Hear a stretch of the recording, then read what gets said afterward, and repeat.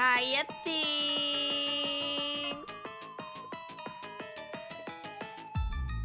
Have we recovered from yesterday? No, but I'm diving back in. Hi. Hello. I got some milk with coffee.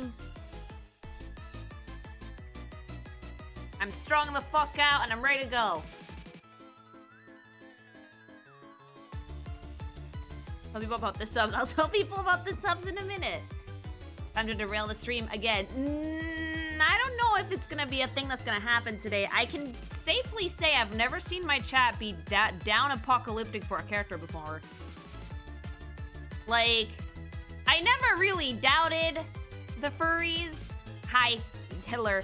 I never really doubted the furries, but I've also had never seen an experience like that ever. So I was like, well, it's like those urban legends that you hear about it and you know it happens, but like, it's never gonna happen to me. It happened to me. It happened to me. Meow. I summoned the suspiciously wealthy furries.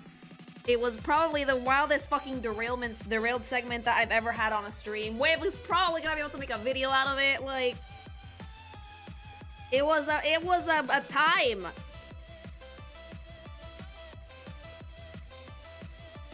You always underestimate chat. I mean, I played myself because I didn't know. I had no idea that Twitch was having like a Black Friday fucking discount thing for subs. I had no clue, not even a little bit. So when I was like, okay, let's set a like ludicrously high goal, they're not gonna hit it. Well, oh, 900. We can get rid of that one, by the way. That one was like, reach it if you want to, no need if you can't. But 700 is already a ludicrous number.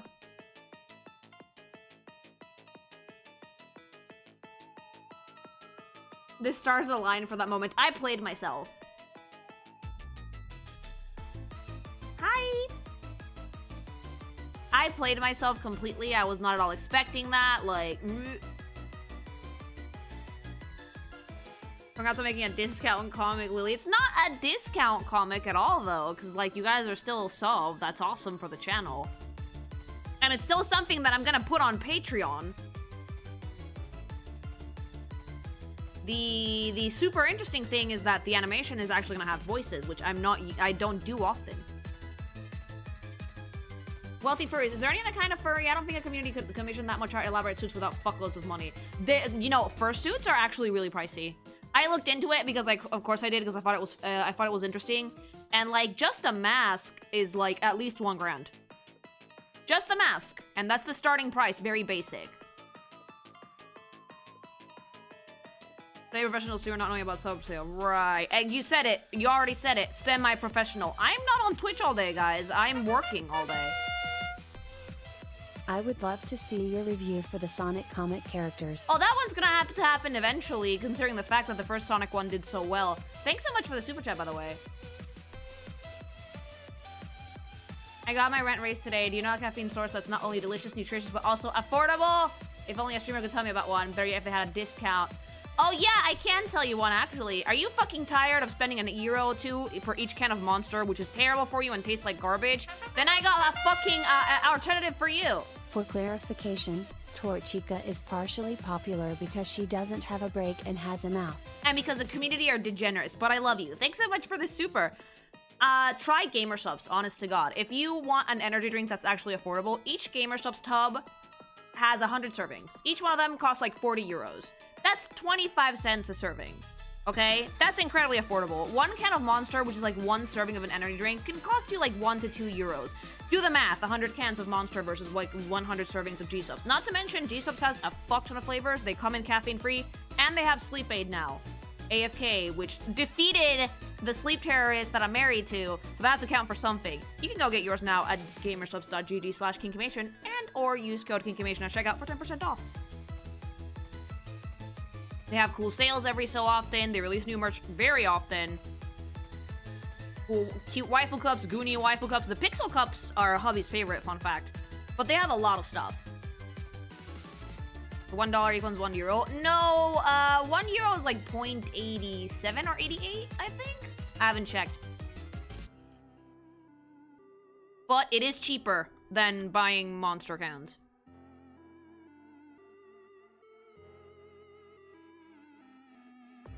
I just use nicotine from cigarettes. That's so bad for you, though!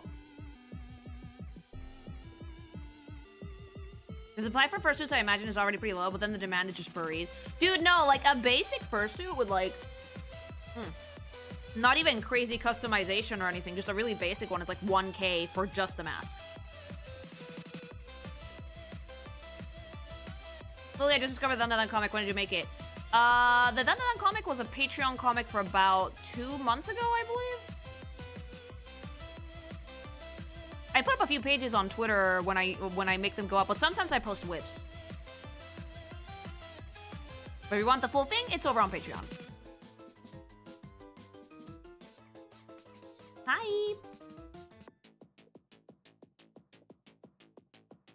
No wonder furries have such high-paying jobs. A lot of disposable income.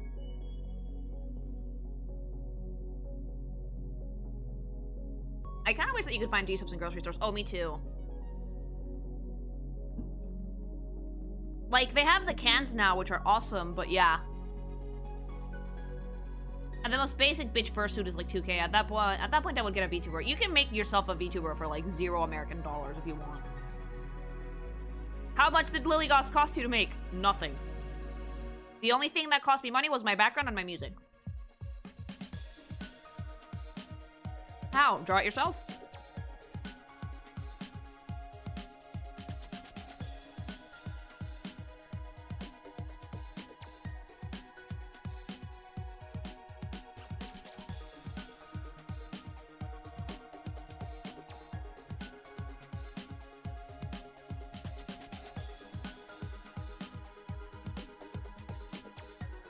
I actually made Jaeger a perfectly viable VTuber model, and he said it was disgusting, so...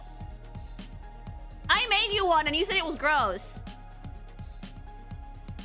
What do you mean?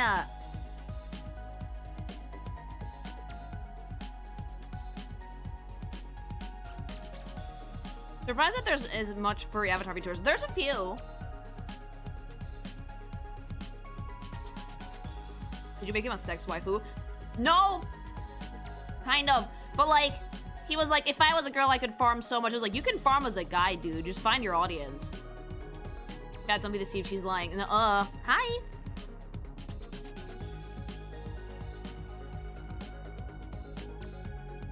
Okay, no, I made the most scuffed VTuber ever. You guys want to hear what I did for Jaeger? And it was actually really funny. Like, you should use it more. I grabbed a picture of Jaeger's face, and I just cut out the mouth like a puppet. And made it so that if he speaks, it opens up like a square. It's like super fucking cursed. But it works. It's perfectly serviceable, you know.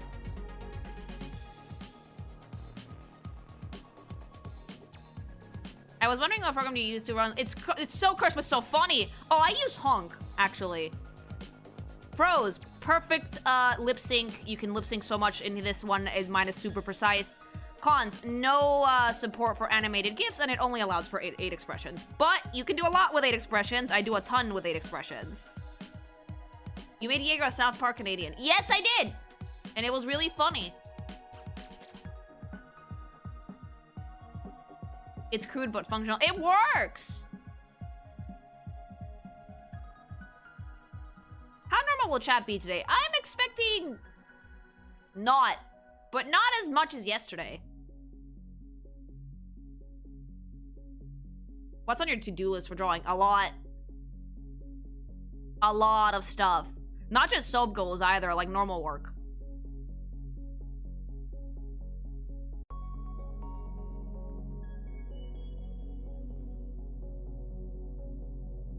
All that's left is Secret of the Mimids and Much Stand Out.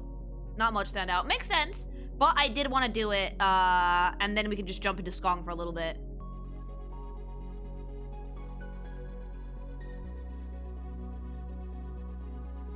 When has this chat been normal to begin with? Yeah. Not very, actually. But it's okay, I'm not normal either. How do you keep up the momentum to keep working on draws? I run on pure caffeine and anxiety. And good scheduling. If it wasn't for, like, hubby's spreadsheets, I think I would be up shit creek without a paddle.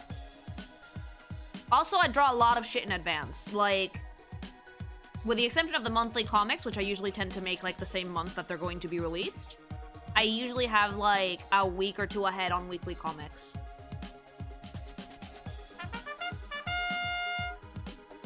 I had to dip before the end yesterday.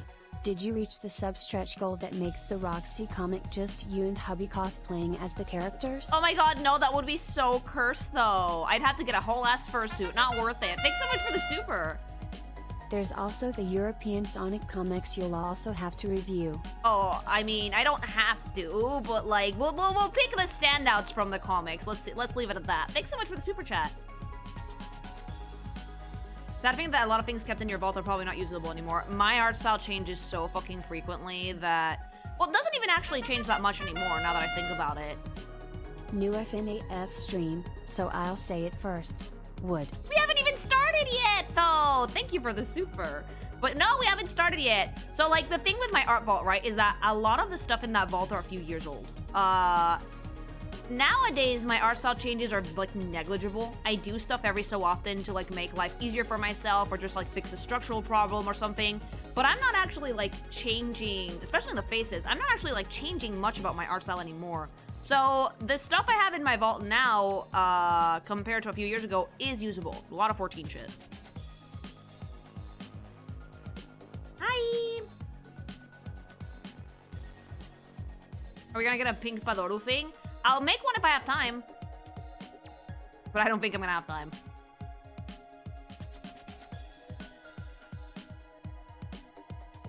How much of it is Lyria getting railed? Oh, like modern vault? A lot.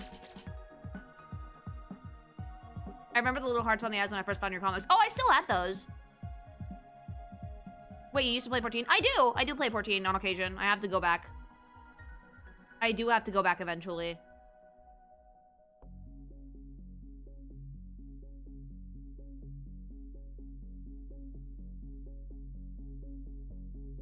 What is that, Athena?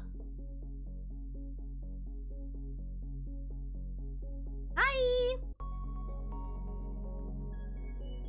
Purple, go directly to jail.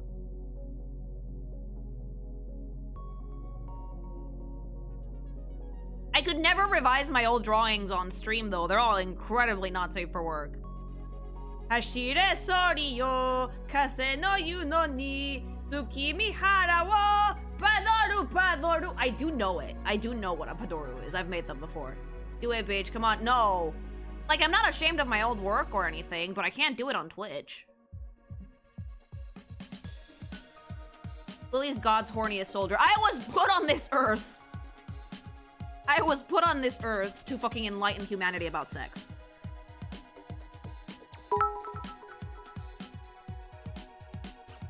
Nominees for Player's Voice for the Game Awards are out and only 2 Gacha Slop games made, but can guarantee they'll make the final 5. Oh, I never take Player's Voice seriously.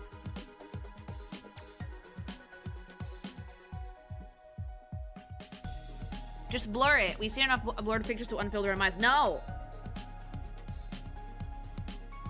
But yeah, I have had quite the art style evolution over the years, I think. But nowadays, any change I make is, like, negligible. Sometimes I change things and you guys don't even notice.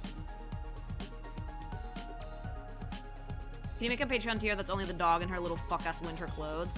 I will make that the $100 tier, and I will buy her new sweaters. Patreon has a stream feature. Oh, it's dog shit.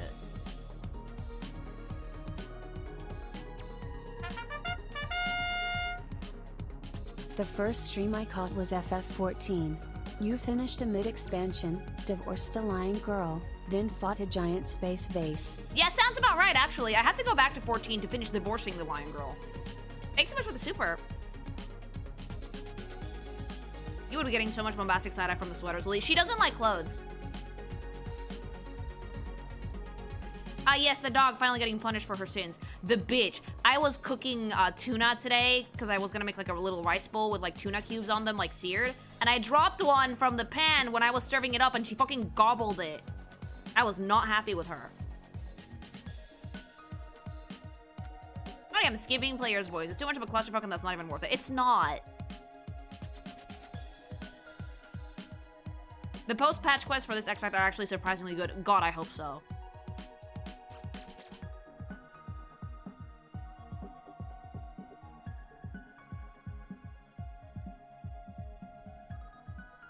Because the Arcadian has been baller.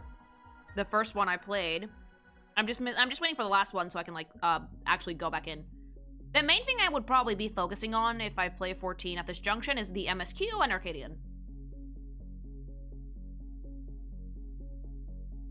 Hi! I actually found out about you with your 14, Natsuporkar. I had to go nom some Mikote. Hey! Hey guys, parts and service worker at Freddy's here. Any tips to remove a bratwurst sausage from Funtime Chica's abdominal area? Time-sensitive question. Consider that sausage shredded. Thank you. If you make a change in your art style, are those intentional nowadays? Oh, yeah. Nowadays, any change I make in my art style is completely intentional. My dog barks in other parts of the house, then when we check it out he climbs on the table and steals our snacks. That is terrible behavior. Thanks so much for the super, but oh my god, no. Get up spray bottle.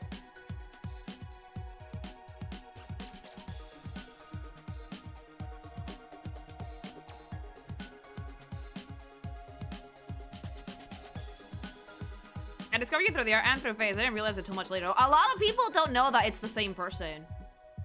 That way, please give me my fuck-ass currency. Please see I voted for the company. Please, sir, I need my wide-rated May Akron, Kiana, Alicia, and the third. I'm so desperate. My mom hid her wallet after I spent $600 for an imaginary star that was rendered useless by the next character. That way, please. God. I really should not be, like, ragging on MiHoYo as much as I do, but, like... But you know what? Like, taking a break from it has immensely helped my perception. I was about ready to fucking go, like, giga hater mode whenever someone showed me, like, a news analyst trailer. Now that I've had, like, a week or two, I'm mellowing down, simmering down bit by bit.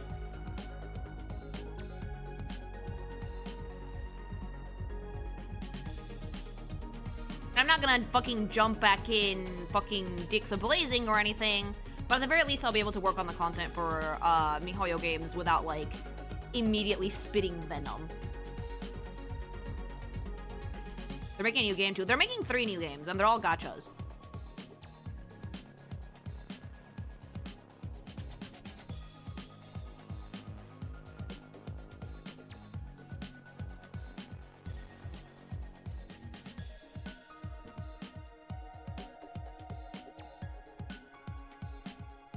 Playing Warframe has made me realize that I don't hate live services, I just hate gachas. A lot of people have that sentiment, yes.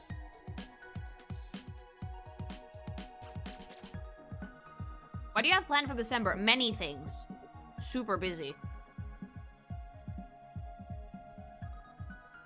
Why do people play so many gachas? Just go to a casino. I know, right? Because it's more fun to gamble over the waifus than it is to fucking play slots.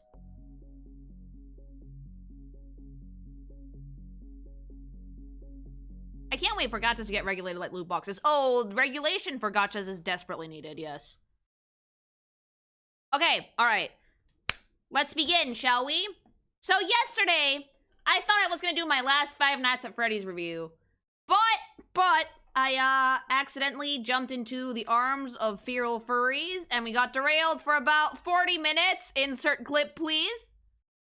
So now we're back, because there's still at least 1 or 2 games in this fucking thing that I have to go through. Because apparently, fucking Security Breach has some of the most baller character designs in the game, while at the same time having some of the most absolutely down cataclysmic parts of my community and the furry community at large. So without further ado, let's jump back in to part 4 of the Five Nights at Freddy's review. Insert clip here, and it's like half of the video. No! Show us the wolf lily. No. So, we ended Security Breach with the Mimic. The endoskeleton of the Mimic that can, like, mimic anything and everyone and become your dad and fuck your mom or whatever. And now, we are beginning... Help Wanted 2! So, from what you guys told me yesterday, Help Wanted was, like, literally Fazbear Entertainment being like, oh, look, no children ever got murdered at that restaurant. We made a game to make fun of it. Ha ha ha ha ha. So we begin with, apparently there's another one. How many games are there? Yes. Yar, mateys. Dude, look. This one actually feels like Foxy in his prime. I know it's still kind of like fucked underneath the coat, but it's a little bit closer to what Proxy probably looked like before he got fucking busted. His head looks fairly neat. Although this one is shiny, I was expecting this one to be fuzzy. The coat is really nice, really well tailored, really fun colors, but underneath that coat, there is the unmistakable wear and tear that Five Nights at Freddy's animatronics are so well known for. I'll say it, I don't get the NSFW appeal of FNAF characters. They're robots. It would be like sticking your junk into the gears of a grandfather clock. It's you don't see the vision. You have to stick a fleshlight on it. Thanks so much for the super. But yeah, underneath that very well-tailored coat, there's the unmistakable signs of the FNAF wear and tear. The rusted elements, the exposed endoskeleton. Underneath it, it's a little bit sharper, it's a little bit scarier, it's a little bit more unhinged. But at a glance and from far away, Captain Foxy looks pretty normal until you look down and you realize that his feet are exposed. I would say it's a decent design, but some of these are starting to feel like gacha skins as opposed to like actual animatronics. So let's see.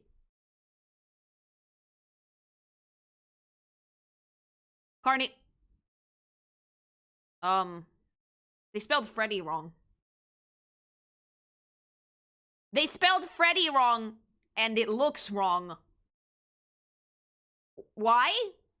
This is just Freddy with, like, you know how, like, sometimes when you, like, find Chinese bootleg products, they draw some shit intentionally wrong so they don't get sued? This is that, but by the same company.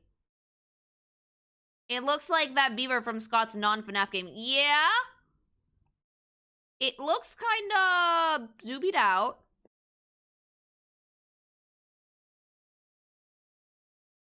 And, it's not quite as imposing as other FNAF animatronics, that's for sure. It's also not quite as, like, rusty and worn down. I would not say that Carney's jump scare worthy. Not even a little bit. Yeah, it's kind of like Freddy's cousin who's actually never gone to jail. Does this even have a jump scare? Not me fucking looking up fucking FNAF jump scares for myself.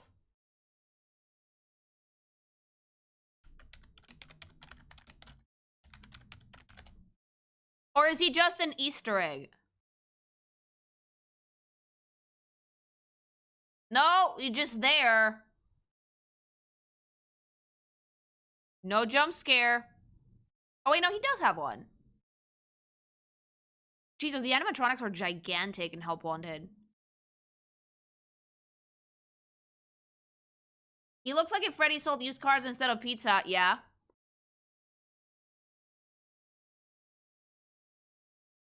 Carney's just the boring cousin from Utah. Yeah! The only thing I don't like is the 8 toes. Does he have 8? They're lore accurately sized. They should be pretty big in lore. Because, like, isn't baby big enough to hide a child in... Oh, look! Balloons!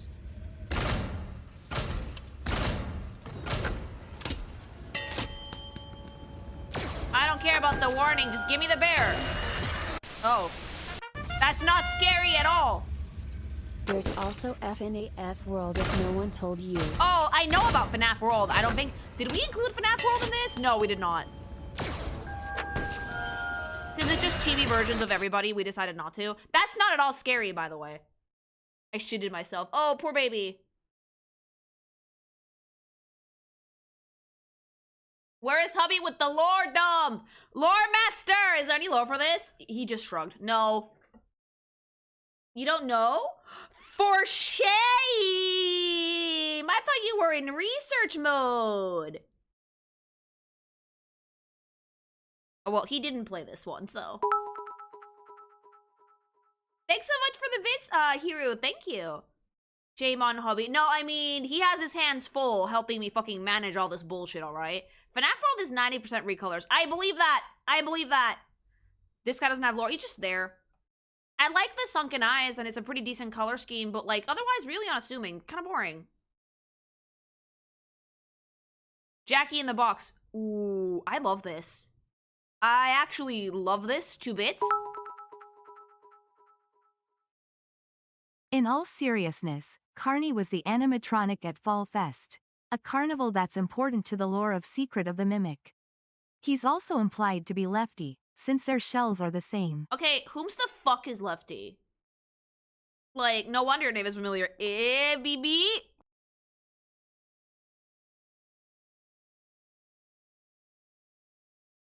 Oh wait, is that the Black Freddy with like the star? Oh my god, okay. It's been a while, but like Jackie in the box. I love this. If you would have told me this is FNAF, I would not have believed you. Because this feels like from an entirely different type of fucking scary game. I'm kind of obsessed with it though. I love the long dangly arms. I like that even though this should be very friend-shaped, its shape language is intentionally very angular, right? So nothing about this should be scary to you. It's a puppet that comes out of a box, no problem. But we're playing on some horror design elements here that actually benefit it. Extra long, kind of gaunt face. Really exaggerated facial features. Huge smile with a lot of teeth. Really eyes that are not facing in the same direction. And the incredibly long, angular limbs. It looks like it's about to jump out at you. Even the fingers seem to be even like curled inwards. Also, like the braids are pointed out and the triangle is actually pretty intense. This is a character that it's not designed to be scary, but it is scary depending on where you run into it. Like, it's not broken down, it's not rusted, it's not like gross, but it's playing into the fear of clowns, first thing, and second, it's using other horror things to its advantage. Horror doesn't always have to be Silent Hill scary.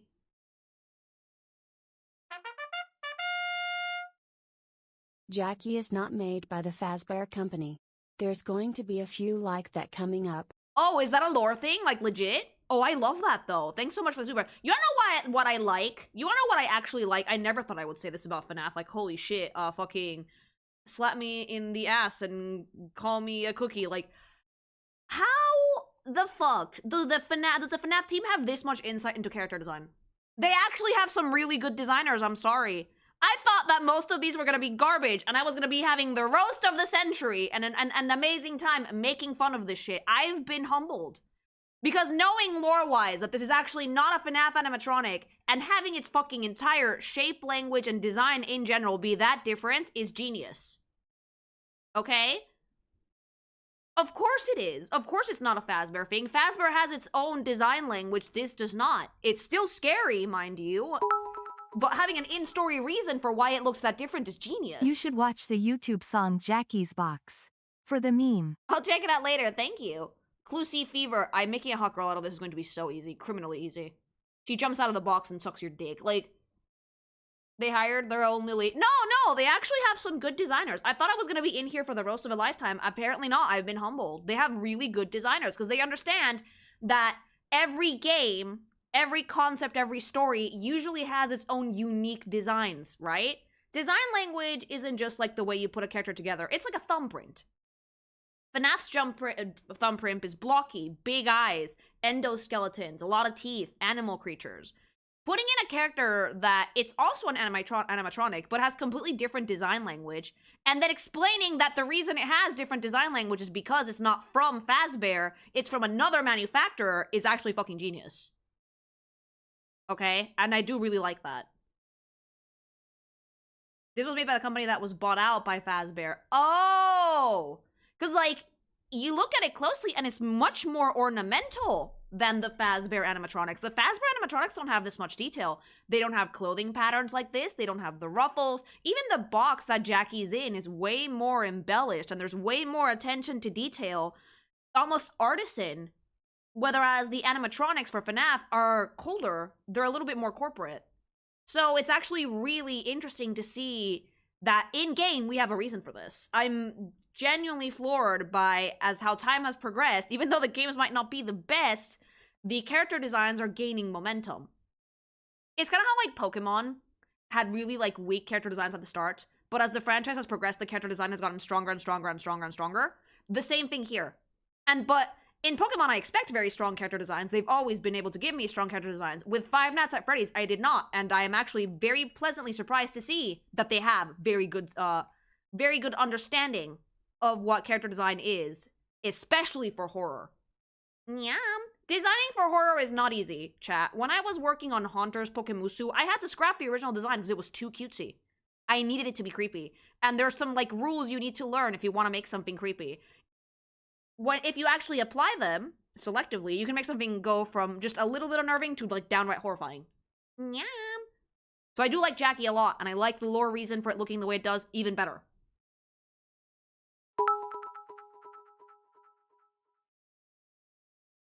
This animatronic, as well as several others coming up, were made by a company called Murray's Costume Manor.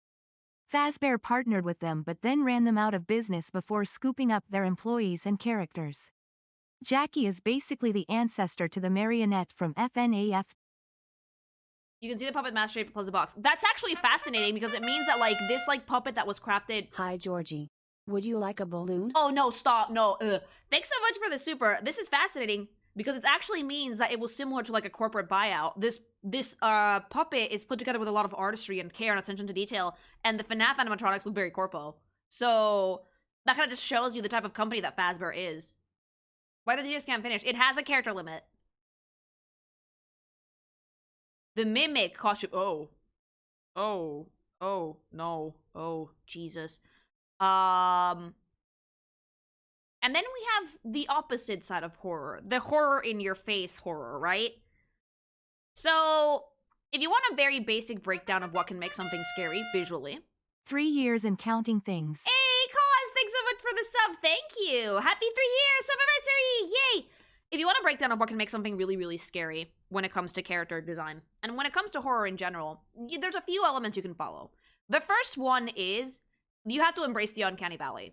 You have to make something that looks like a face, but is not a face. It's off-putting, it's not normal.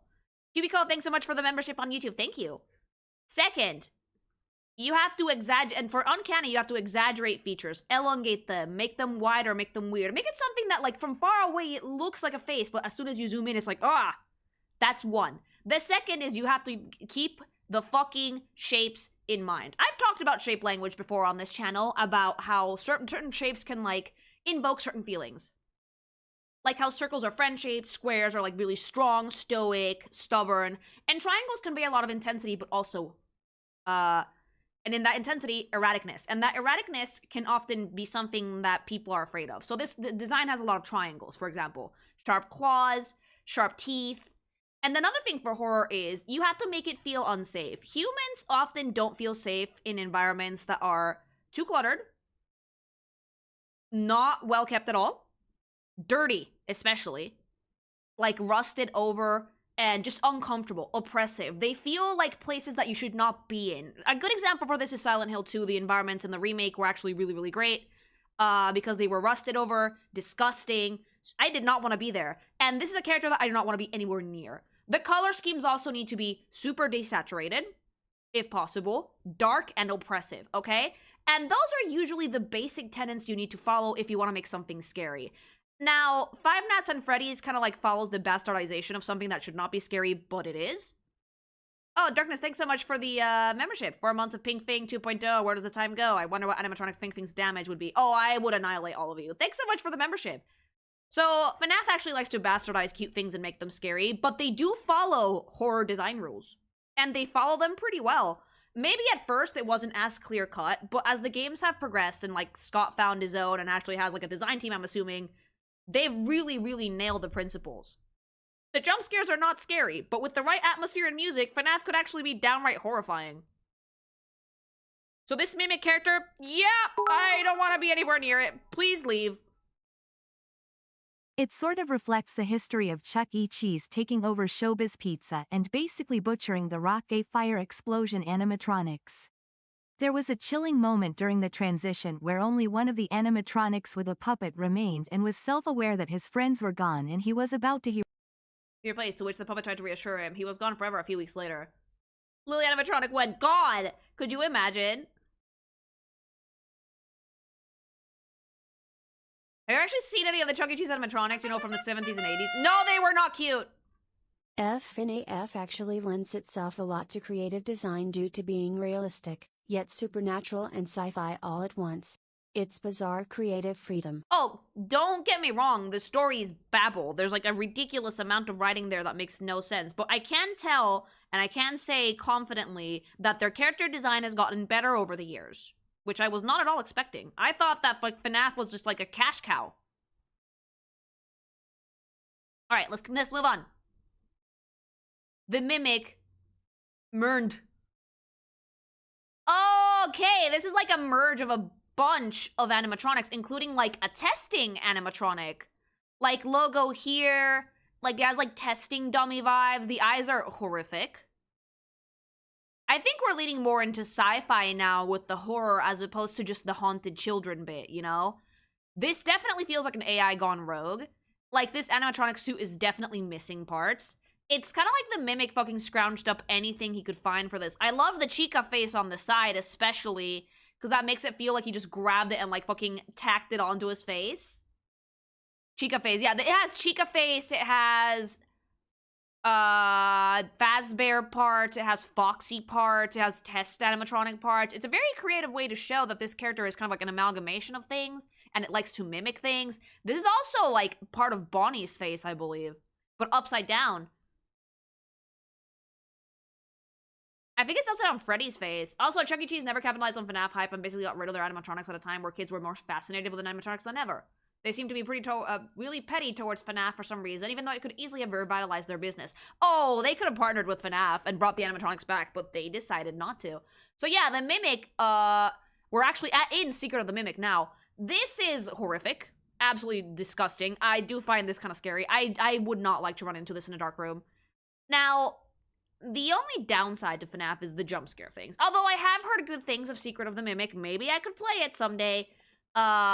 I do feel like FNAF relies a little bit too much on the jump scares instead of, like, actual good atmospheric horror. I think if FNAF had good atmospheric horror, the games would be, like, 20 times scarier. Mr. Scratch, thanks so much for the membership. Thank you. My name is Edwin. I made the Mimic. It was difficult to put the pieces together. But unfortunately, something went so wrong. And now I can't do anything but sing this stupid song. Yeah, like, I do really wish that, like, people said it's a massive improvement to Security Breach, so I think that you could. I'll think about it. I mean, I've been meaning to get into more horror games regardless. Secret of the Mimic takes place before every FNAF game. It's before all the possessed robots, but there's still ghost stuff in it too. Oh, okay, so it's like a prequel. Fascinating. Thanks so much for the super. So the Mimic here, pretty fucking ooky spooky, I would say. Very decent color scheme. Very nice combination of everybody that he's using. It definitely woke up in a scrapyard and used what it could use to protect its skeleton. Yeah. But believe it or not, there's actually a lot of design in this chaos.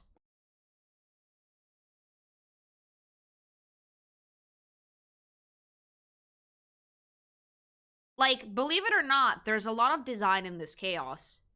Because, again, when you're making a character that's, like, supposed to be made out of scrap, you have to find balance. It's pretty top-heavy, the legs don't have a lot of stuff, and the face is really, really wide, so they compensated by making the arms huge, right?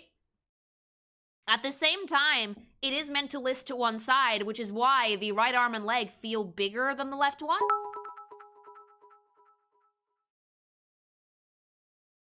The scariest thing about Secret of the Mimic is how it fucking hauls ass to get you. That thing sprints when it sees you and it's generally startling. Really? I thought they do move pretty fast when they want to, don't they? A true FNAF fan knows we are not here for the gameplay, we are here cause we don't understand shit about the lore. Honestly, like, the more lore of FNAF I hear, the more, like, baffled I become. Like, hubby's still fucking trying to go through that 36-hour video about the books. He's still attempting it, chat. He's still going. Thanks so much for the super. Is that Foxy's hook for finger? Yes. So they did a really good job incorporating as many animatronics as possible while still trying to keep the design balanced and still make it its own thing. So it's very clever. It is very, very clever. Let's move on. Can you just watch with him? No.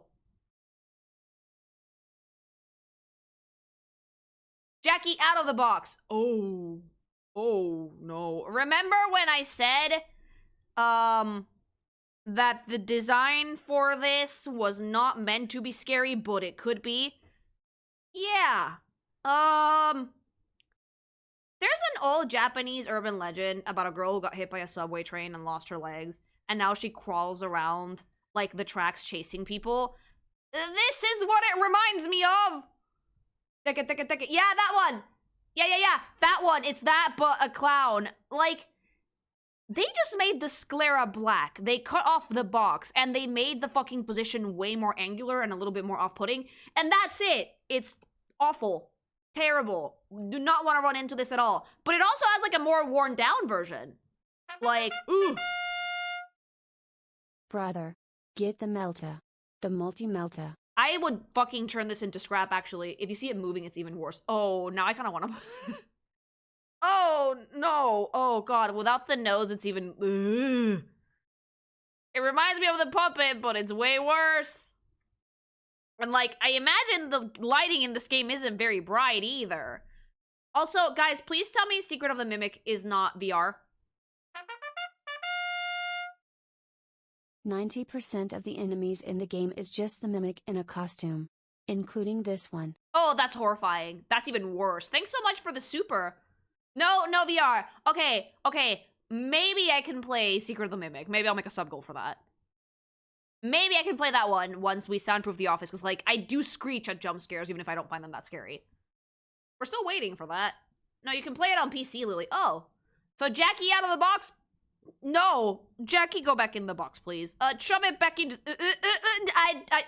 I don't want to run into this. I don't want to be chased by something that crawls. It scares the thing scares the shit out of me. Go away. Leave. The yellow eyes are mimics poking out. Ugh. I could go for some Jack in the Box burgers. We don't have that here. Fuck the clown. Oh! You can tell from the eyes. They're always visible. Horrifying. Thanks so much for the super chat. Put that thing back where it came from, or so help me. Elephant mascot. Is this a person? Fun fact, Jackie's voice actress also does Roxanne, Roxy, and Vanny as well. Oh. Oh, no, I don't like this at all. Ooh. Ugh. Ugh. Okay, why is this giving, like, aggressive serial killer vibes? So, like, the cool thing about the elephant mascot...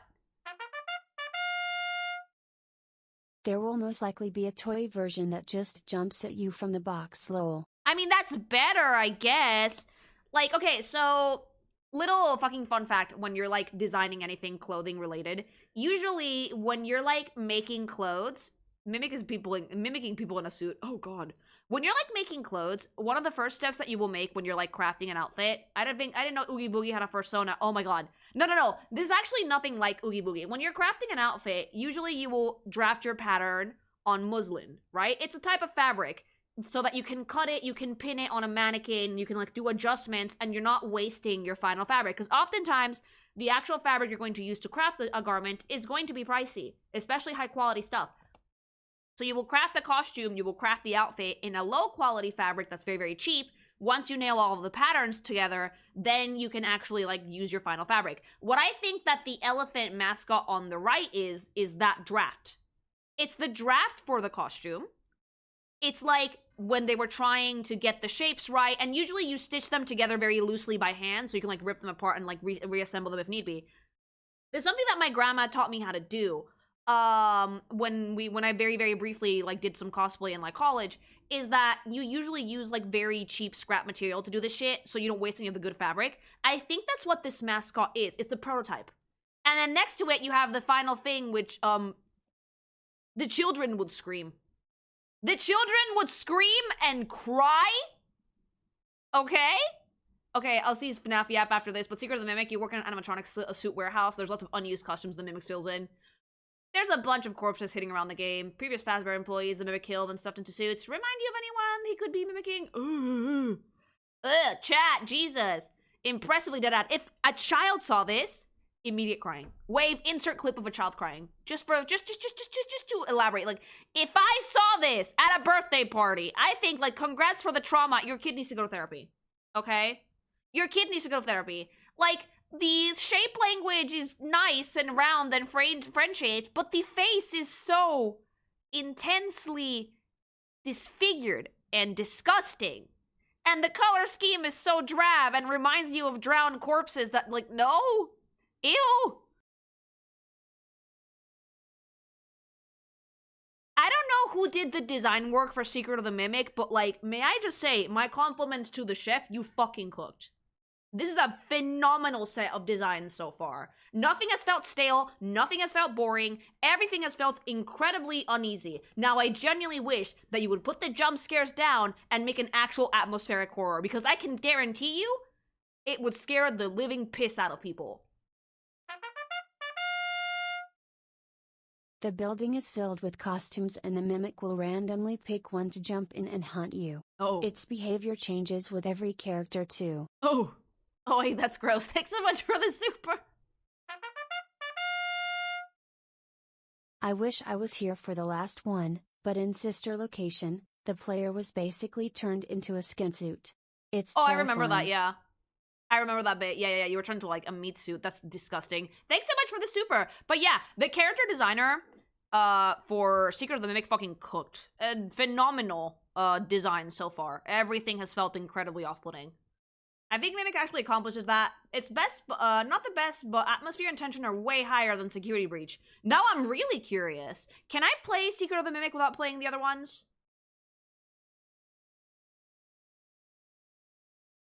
Did I hear someone would, or was that just me? Do not would the elephant. Yes, you could. Okay, I'm considering it.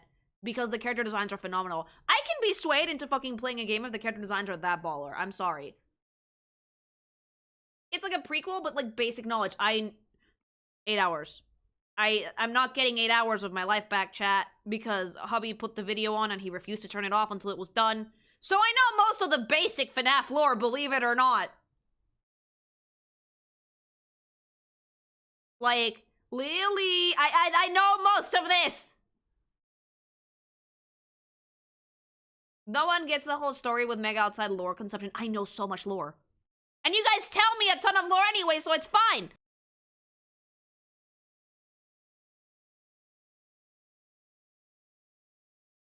I know about, like, the activities book with, like, Cassidy's name coded into it. I know everything. Now, podcast stream with Burple. Burple, do you want to yap about FNAF while I play Secret of the Mimic? Because sometimes if I want to play something scary, I'll, like, call someone in. Sim is an entry point for new players. Oh, okay, that's better, actually. That's actually a really clever idea. Thanks so much for the super chat. Okay, let's keep it moving. FNAF Yap stream, please. It's gonna be a podcast of just, like, I'm gonna become a FNAF streamer, just like me and Burple fucking chatting shit about animatronics. Hi! Penguin mascot. Ooh. Oh, God. Jesus Christ, you're giving me a Michelin star meal of ooky spooky. Why is FNAF designs this good? Who are you and what have you done with Scott? This is a masterclass in understanding of horror and character design together. What the fuck? Why am I being humbled by the fucking funny animatronic game that all the fucking 6-7 kids are into? Kill it, Demon Bird. No, I love this. The prototype is already incredibly off-putting because of the stitching, because of the hollowed out eyes, because of the very, like, chalky, bony fucking faces. But then you see the final execution and it's barbarically scary. Like, ugh, disgusting. First of all, Uncanny Valley, the eyes are in 2 different time zones, and the mouth, it's huge, it's gaping, it has no teeth, it's a black hole. You can wonder if there's actually a face in there that might be. The fucking glasses are also adding intensity to the design. It's horrifying. That's a Grandmama Mimo, no. The color scheme is drab, looks almost like dirty. It would fit really well in the game's lighting, I'm sure. There's not a lot of wear and tear on this, but you don't need it because the fucking faces are so flawlessly fucking horrifying. Dude! What the? No, who designed this? I need to know. The chat, look it up for me. Who designed this? I need to compliment them personally. Because, like, the prototype of the penguin is already fucking horrifying. Okay? Absolutely vile. But then you see the fucking finalized suit and it's like, ew? Genuinely can't tell which one is creepier. They cooked with both of these. This is a Michelin star meal. Like, ugh.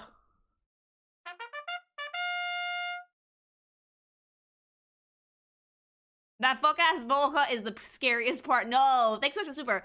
Atriu, Alcantara, and Scott Cawthorn. Hats off to the combined efforts of both of them. Because it's like... Unrelated, but it's funny to think that Afton locked TF in when creating the circus animatronics in SL. Bro really did install the scooper on them. He installed a lot of weird shit into his robots, which is, understandable. The man is a psycho. Thanks so much for the super. Alcantara, I think, worked really well in tandem with Scott to, like, perfect Scott's vision and make these games even scarier than what they used to be. So the reason why a lot of the mascot horror nowadays, the other games, which I might have to talk about Poppy Playtime because I think it's genuinely hilarious.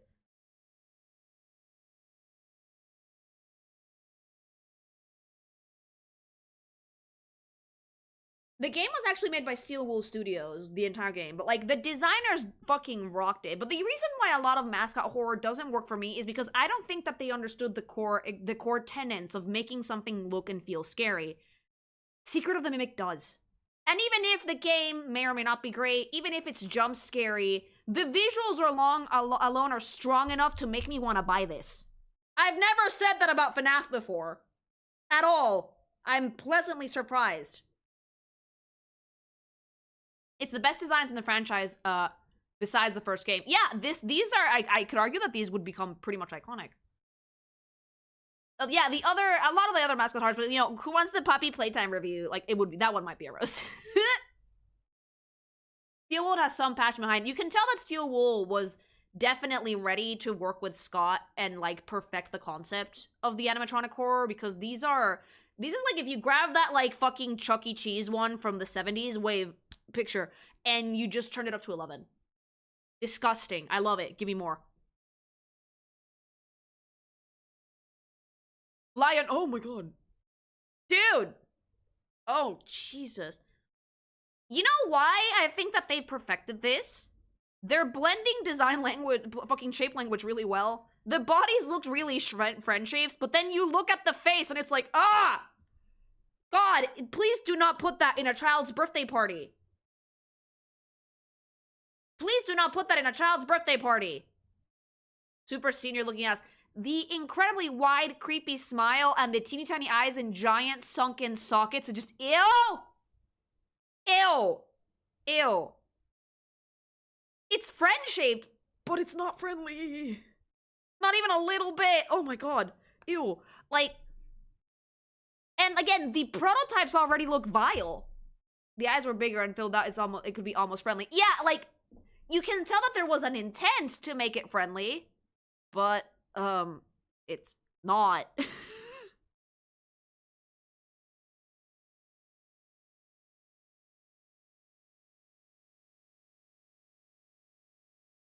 That's what you want to be able to do as a character designer, by the way, chat. Meet the costume from Help Wanted 2, like new. Oh yeah, it is the same costume, isn't it? Thanks so much for the super. So, a really good character designer will be able to take the rules for designing a character, like shape language, and break them. This is intended to be friendly. It's actually not friendly at all. It's knowing when to combine, when to bend and break rules that will make a character design really, really stand out. And it will allow you a lot of creativity and a lot of freedom to play with things, okay? This is breaking every rule of shape design because something this round and pudgy and soft-looking should not feel this threatening. But it does. But it does. And they did amazing. All the bodies have been either the same or really similar in prototype ones, with only the head being different. Yeah, because this is like, it's una puta botarga. This is a mascot suit. The body should be the same to fit any type of actor that's gonna go in it. What you add to these is basically different clothes and different faces, right? So, to give so much personality to every single one of these, despite the base body being the same, is actually really impressive. Alright? Like, ooh, Jesus Christ. Creepy look on the face. Super. Super, super, super. God! It's how stretched the smile is. How little the eyes are in the fucking super sunken sockets. The teeth. The jagged whiskers. The ugh. This feels like it was designed to be a sports team mascot rather than anything that would show up in a kid's birthday party. It's horrible.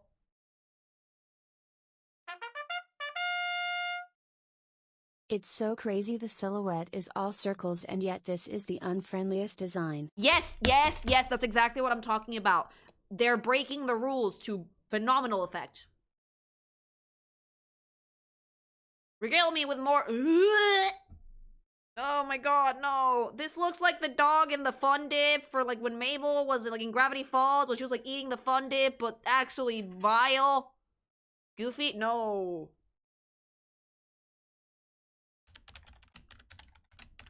Like, where's it? The Smile Dip!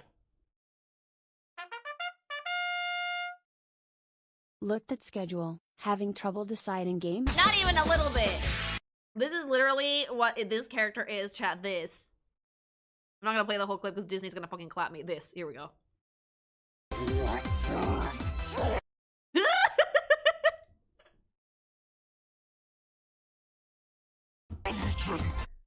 I love this show, and this character has immediately reminded me of this. When Goofy takes a bad hit. Seriously, no, when Pluto had a bad day, okay? Like, Jesus Christ, this foul. Thanks so much for the super. What the fuck? The secret of the future is in the past. Onward, Seoshima. I love Gravity Falls. Anyway, but that's just exactly what this reminds me of. And it's absolutely fucking vile. Ew. Ugh. Not even the bright and peppy color scheme makes me think that this is friendly. Comparison I want to make. Shin Godzilla design is so creepy and unsettling compared to other Godzillas. It's now beady eyes were compared to his wide, jagged, sharp mouth. Oh, yeah. The drunk dog!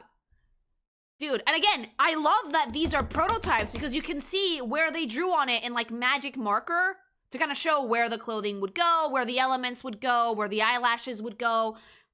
You can't just, like, rush in. When you're designing something like this, you can't just, like, and I mean IRL making stuff like this. You can't just make the suit and that's it. You need to make revisions. You need to actually put the thing together in several prototypes before you actually put it into production. So I like that they added the prototype suits as well. That's actually really fucking clever. But, Mama, I don't like it. Oh my god. And it's a great design. I don't like it because I think it's horrifying. Vile. Ew. Looks like it's gonna melt like ice cream. Yeah, actually. And also, take note that the color scheme is super dissonant. Like, it's not cohesive at all, and that only adds to the uneasiness that this character can give you. So many disgusting colors. Yep, they're completely dissonant, and it's completely on purpose. The only reason why this does not assault your retina, and it actually makes it feel more threatening, is because they've toned down the lightness here. These are not disgustingly bright. All the suits have different skins, by the way. We're not gonna do the skins today, I think, but like, Jesus, birthday puppy, goodbye. Important to remember that all these were in-universe rejects for final products. I can see why. Oh, jeez. The chaotic color palette makes them unpredictable in the worst way possible. The lower eyelids are fucking horrific to me. Oh, God. I didn't even notice, chat. Ew. Ew. Wait, these are the rejects? That makes so much sense. Yeah.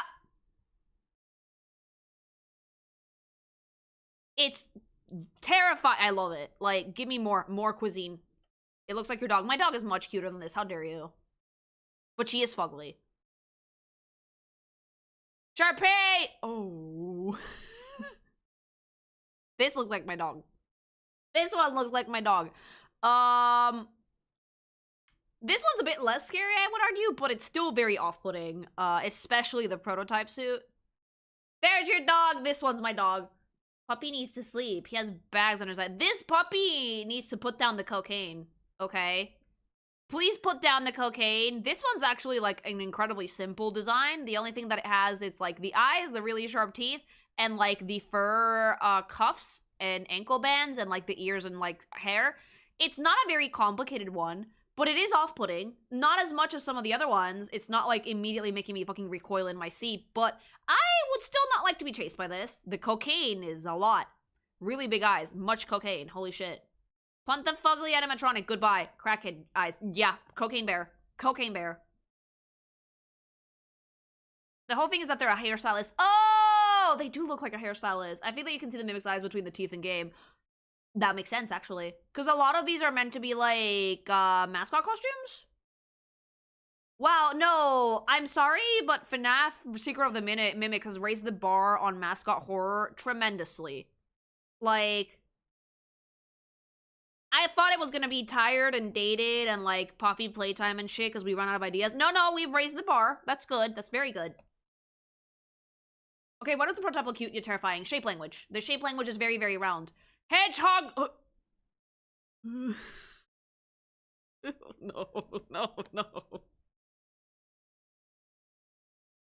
How is it stupid but also spooky? That's not Sonic. Oh, hi, Sonic. What happened to Sonic? Oh, no, Wave. Put Sonic shoes on this. Sonic's meth head cousin from Detroit. New Sonic OC. Sonic. You look like a condom, but you also look like you're going to stab me with a shiv. Like, Sonic, get off the speed. Sonic, you're going too fast! He's even blue. That's purple. This is not blue. This is purple. Are you guys... No, this is not... This is purple. This is not blue. This is purple. Ugly Sonic is nothing compared to this. I wish this was a Sonic in the movie. That's not blue! God, I forget that. Like, fucking everyone except me is colorblind. Okay. The divorce was rough on Sonic. Amy took all the kids and his rings. We're not doing this again! Yeah, the hair is blue, the skin is purple. Thanks to Pippi. Faster, You know. faster. Like, it's really funny because the mascot prototype, if it had the eyes, it would be adorable. But it doesn't! And so it's kinda creepy as fuck, okay? Kinda creepy as fuck. Like, it looks like a baby seal if it's been skinned alive. Alright, chat? But then you add, like, the zoobied out eyeballs, the sharp teeth, and the incredibly spiky hair and, like, whiskers, and yeah, no! Chronic the meth dog. Gotta snort fast. I kinda love it, though! Thanks so much for the super. This might be one of my favorites, actually. This is the least threatening one, but also it looks like it's gonna stab me. That's masterful design! Why is FNAF good now? I don't get it! I'm floored! Oh, it's staring into my soul. It's staring into my soul, chat. Ugly cute? Yeah. Good now? Well, they had a moment where they had some growing pains, alright? Like, near the end of, like, the original games.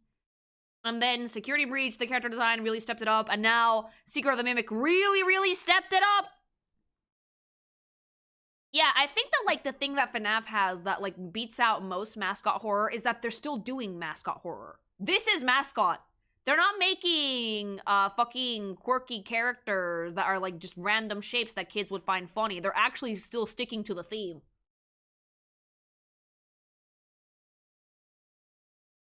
No! Absolutely not! Fuck! Ah! Please stop zooming in! Stop it! Oh my god, no, oh hell, no! Ah! Looks like Sonic's burned out uncle. Yeah, no, what the fuck? Thanks so much for the super. If this did not have the FNAF name on it, it would still have been able to stand on its own. That's the thing! If this was not a FNAF game, it would have stood on its own just as well, just as strong. This looks like a fucking tweaked out Furby. This looks like it's going to devour my soul. This looks like it stitched a child into its stomach, okay? The stretched out fabric that looks like actual flesh with stitching on it, horrific. Awful. Mpreg, Greg. Disgusting. The sharp claws that looks like they're fucking coming out of, like, swollen fingers. The goat eyes. The super wide up, like, fucking smile.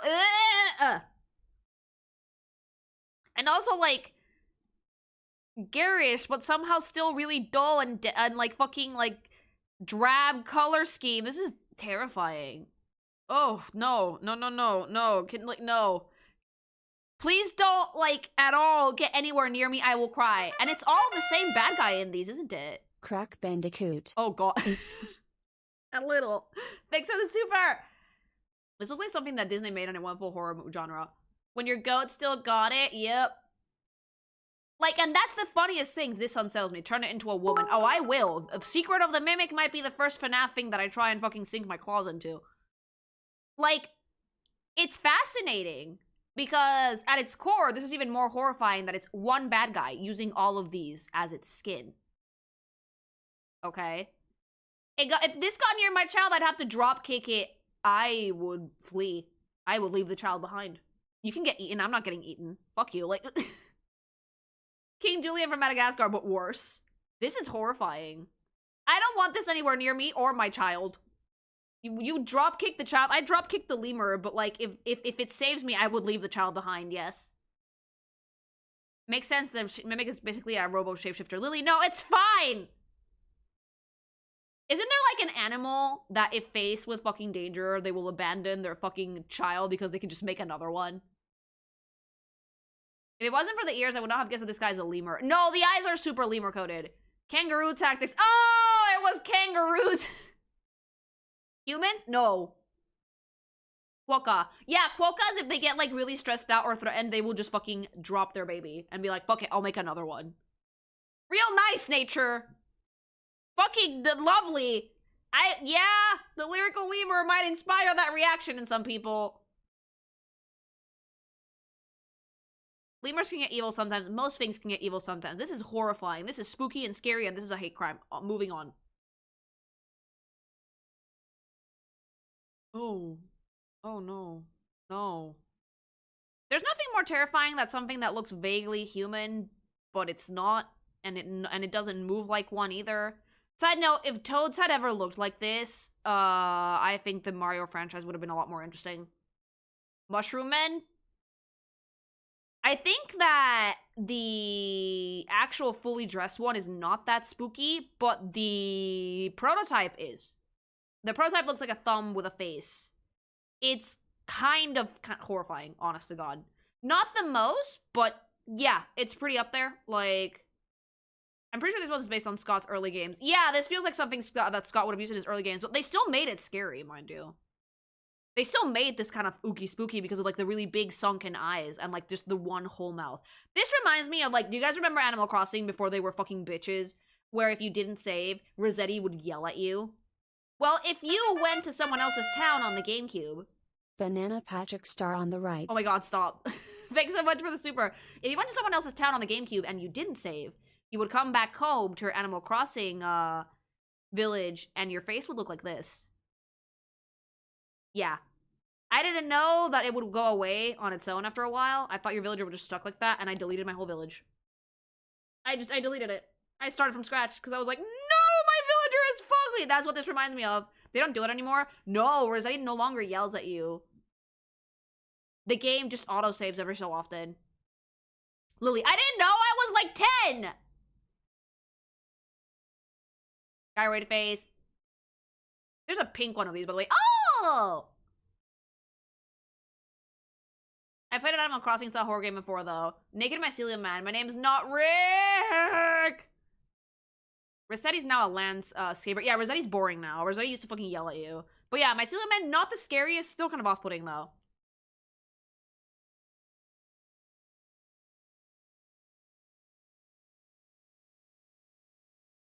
Rossetti used to be your punishment for time traveling, fun fact. If you also time travel, you would also get that face. So now, instead of making a fucking mechanic that discourages people from time traveling so they can get all the museum things in 2 days, because no one knows how to fucking be patient anymore, and also, it's way too slow, they should probably fix that. They, gave up! They gave up on it. I mean, good fuck Rossetti. Rossetti, he was a really funny mechanic, though.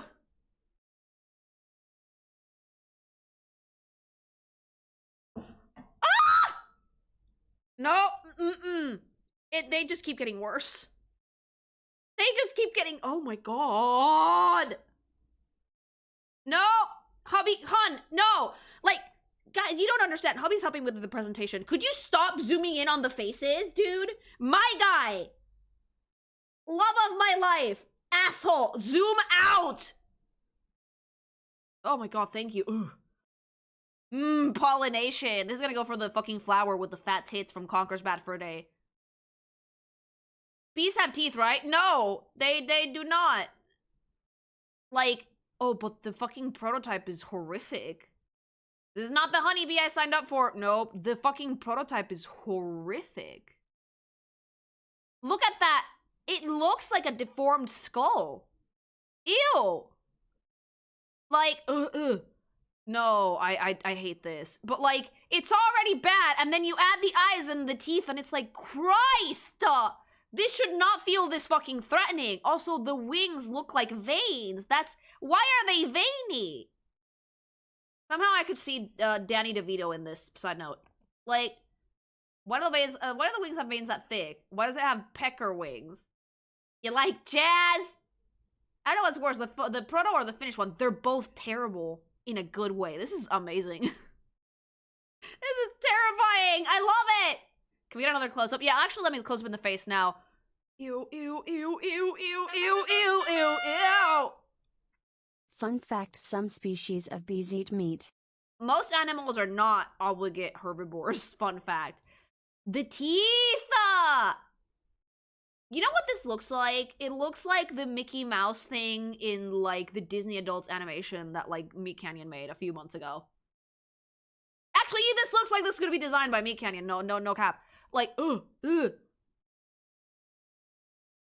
If the movies get to these fuckers, I might have to skip out on watching them in theaters. These in motion are probably horrifying. This is not Cheerios, this is Furios. The gigantic smile with a fuck ton of teeth and the eyes that are looking nowhere are fucking sending me! Proto looks like Mickey Mouse lost his skin and ears. Oh yeah, let me see the zoom in on Proto. Yeah, flayed Mickey Mouse. Flayed Mickey Mouse. I like that we drew where the tongue goes. I actually, side note, I love the notes from the designers on the protos. I think that's a really neat touch. Abandoned by Disney, yes. Where's its nose? It doesn't have it yet. Bee skin mask. What tongue? It does have a tongue, doesn't it? Yeah, there it is! Disgusting! Ugh, me. These are awful. Lily, have you noticed that so far nobody has been spamming wood? No, because these actually are not at all fuckable, because these are actually downright fucking terrifying. These are awful. There's not an ounce of fuckability here. Holy shit. And that's a good thing for a scary game. Would not. No, would no. Because there's actually amazing designs. Like, excuse you, Roxanne is amazing. But, like, these are actually amazing horror designs. These are scary. These are actually phenomenally well crafted to be ooky spooky designs. B-movie if they locked in. Oh, please. I would be concerned if anyone did. So would I. And it's my chat. Let's keep it going. Fuck. We're ending with peak. I always forgot how disturbing these costumes were. These are terrifying, by the way. If you would have told me this was FNAF a year ago, I would not have believed you. Thank you for the super, by the way. Ugh! The face reminds me of an old YouTube horror short. These are all horrific. Thanks so much for the super. Like, dude. Dude. No. Sunken eyes, super wide smile, and intense shapes. How I look at the judge before I plead guilty and say I don't regret anything.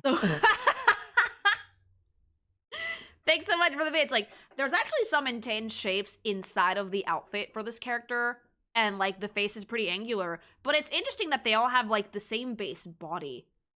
It's something super friend-shaped that's not friend-shaped at all.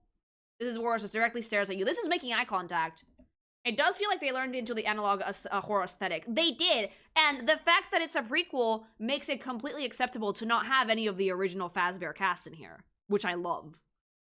Like, I love them, but we've seen so many of them at this point. Insert fucking sped up footage of like 50 billion animatronics. That these are a breath of fresh air and something that I think that the FNAF franchise desperately needed. I know that, like, the children yearn for the Fazbear, and they might be in here, but so far what I've seen is super original. Ah, yes, the mascot for Just Kidding cereal. Stop it. Thanks so much for the super. Breath of fresh air? These are a breath of fresh air. These are incredibly unique designs, which fit with the fucking FNAF aesthetic pretty well, but they still could definitely stand on their own. You could just call this game a Secret of the Mimic and do not add FNAF in it. It's still really solid.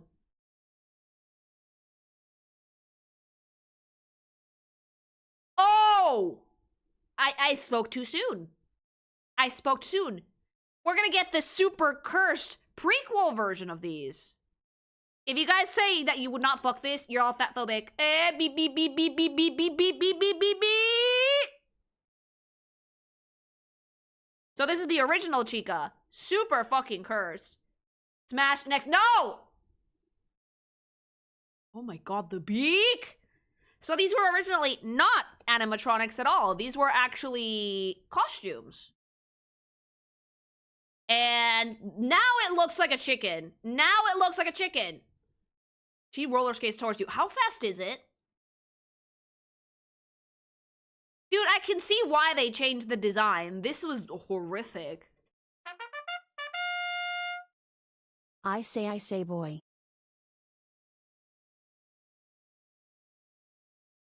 No, oh my god. Thanks so much for the super. I like the canon consistency that everyone gives it fucking chicken teeth. So in FNAF, these were Chica from her own pizzeria called Chica's Party World, but bossed by Fazbear. Oh yeah, Fazbear bought everybody out, didn't they? The food mascot she has are so funky. Chica was not originally part of the FNAF group. Yeah, Chica was added in later, right? Believe it or not, this is horrifying, but it still retained Chica's spirit completely, okay? Like, because the face is still there. It's not as, like, round and blocky as the OG FNAF animatronics, because this is not meant to be an animatronic, but it still very much has the spirit. Pre-bimbofied Chica. Chica before she got yassified! Wave, throw, glitter! This is Chica before she got Goonie. Pre-goon Chica. Andrew, thanks so much for the membership. These remind me of the original Disney mascot costumes that were originally meant for ice skating. Oh, and they looked cursed as shit. The roller skates are still probably the only one Scrap Baby has in FNAF 6. She did used to have roller skates, which was pretty interesting. She doesn't now, though. In universe, Edwin Murray's wife designed her, but her and others had issues with the finished costume looking uncanny compared to the drawings. Because this is really uncanny. Like, the face is very gaunt. The mouth being open and having the tongue like that is really off-putting.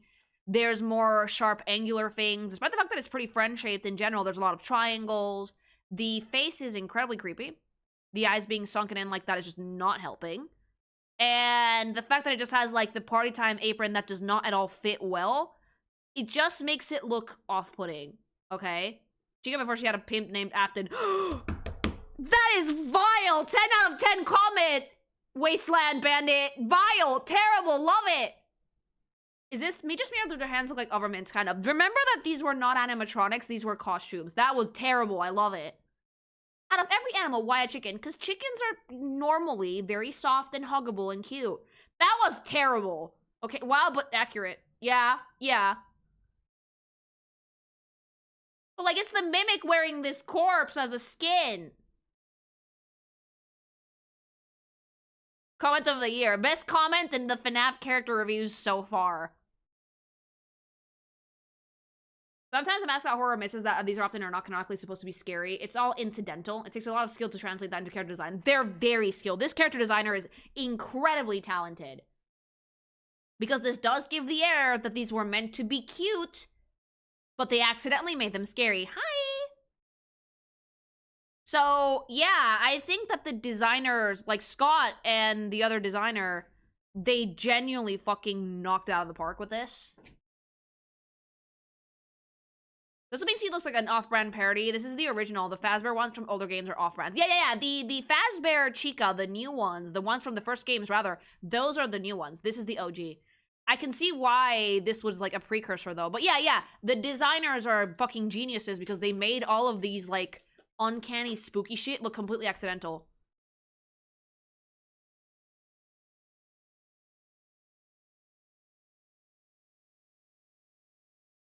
Chuck E. Cheese had hot chicken. Yeah, they did. She's my favorite. I mean, this definitely feels like Chica, but it does feel like a very, like, outdated version of Chica. Which is really interesting, right? Because this is the newest design. How the fuck did a designer manage to make something that is already super established in the franchise look dated as fuck? They're absolutely genius.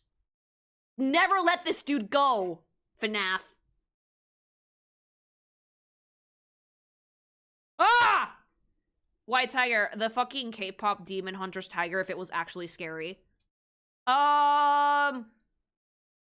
No. No.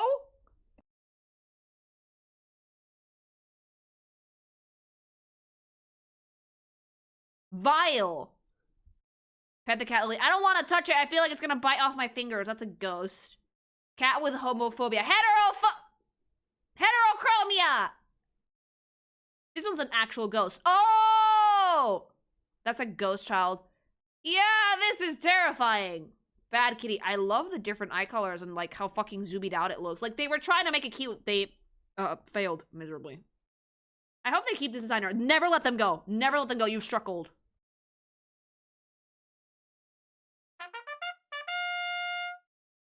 This tiger is a ghost. Its head is empty and is not attached to the body. It hunts you in a dark maze. Oh, I hate that though. Thanks so much for the super. I hate that. Hi, why are there so many of this? You put this together.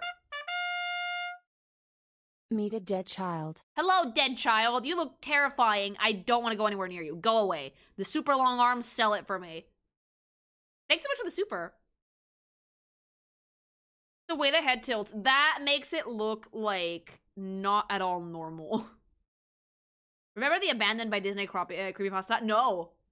Dude looks like he's about to ask me about my car's extended warranty and then chase you down with a knife.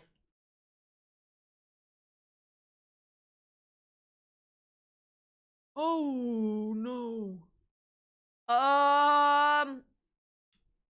No.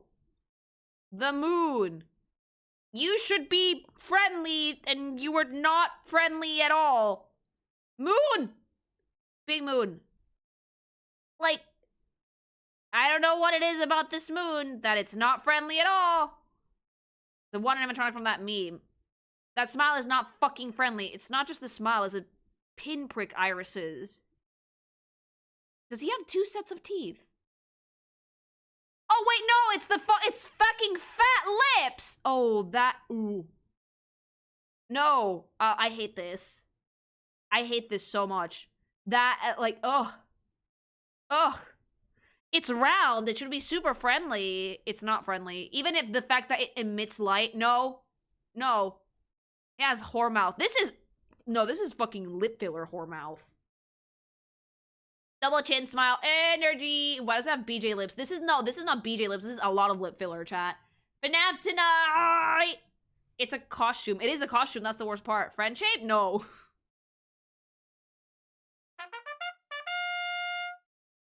His jump scare is a flashbang. Of course it is! Because of course it, FNAF! What that mouth do? Don't touch it. Get away from me. Leave. We are truly in the timeline that God has abandoned, chat. Fuck. The limbs kind of meld into the body. Yeah, that's super creepy. We don't know what the hell this thing is. Terrifying. Next. We're still unsure if the mimic is in there or there's an actual person. You know what? Leave it that way. It's scarier. Ah! Dude. How big is this? It looks like it would be like a fairly large animatronic. Either it's super tiny or it's super big. Music Man, huge. Mimic is the ultimate cosplayer. Big. This is big enough. It's like Proto Music Man. Oh, so it's probably gigantic. Angular, sharp, pointy, off-putting. This is already kind of ooky spooky, chat. The moon truly haunts you. Yeah, it does. I love how they just keep bringing back the Music Man. Yeah. Giant circus tent size lily. Ew! Look at the booth. Oh, that a person can fit in there. It has little hands. It's a ticket booth. Oh, it has little hands. It's got literal girders for arms. I hate it. It's like a big mechanic spider. That's terrifying. I hate that. Okay, but like, where's my boy Nemo? No.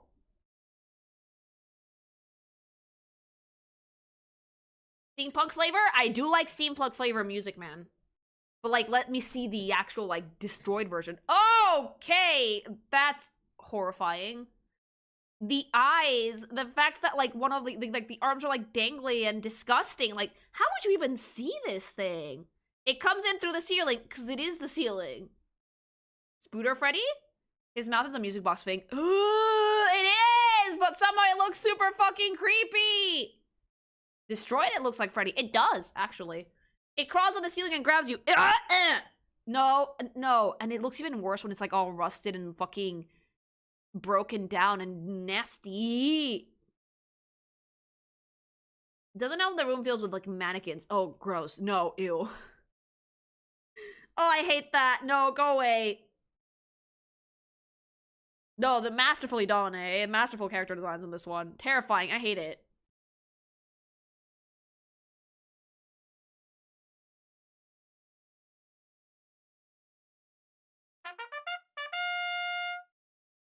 Roughly 25 to 30 feet tall, also grinds you for scare. Dude, no, that's actually incredibly large. What do you mean grinds you? Like what? Grinds you like some pepper?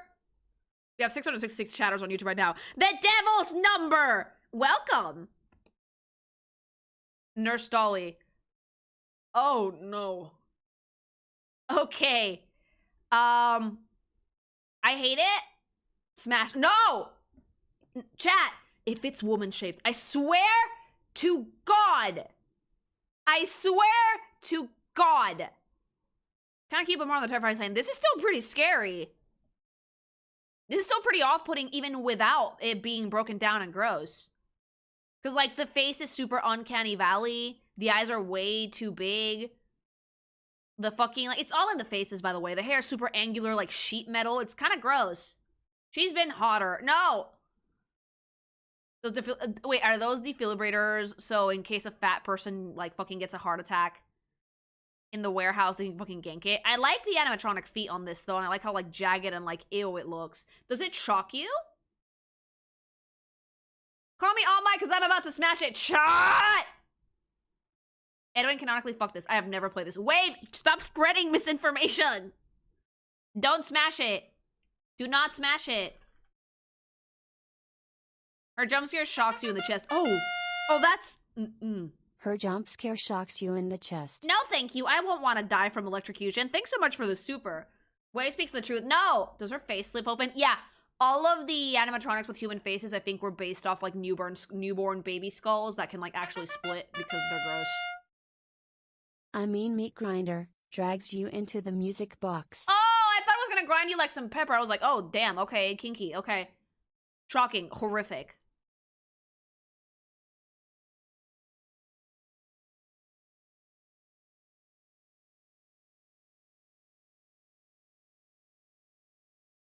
Edwin may or may not have fucked all of the animatronics.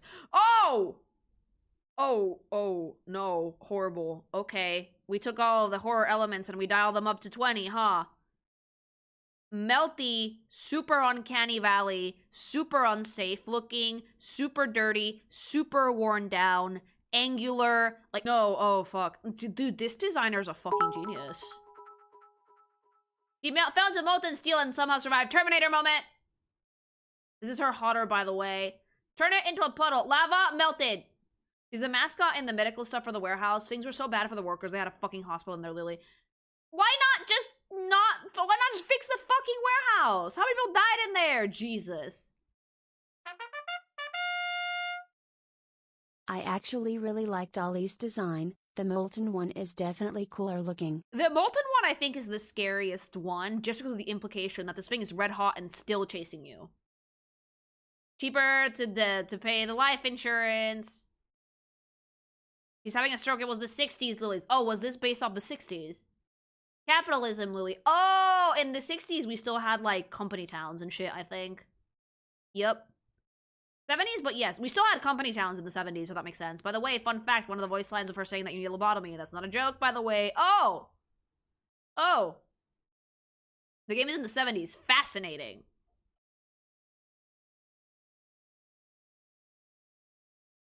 What you're saying is that she's hot and bothered? Yes, very. Oh my god. Oh my god, you're still alive? These ones actually not scary, because these are like the older FNAF school of design. But they're still funny, so they merited a mention. Is that the Shock of 73? Shut up, Lily, prequel. Mr. Cupcake. You know what? Mr. Cupcake's actually really funny. These annoying fucks. Mr. Cupcake is funny.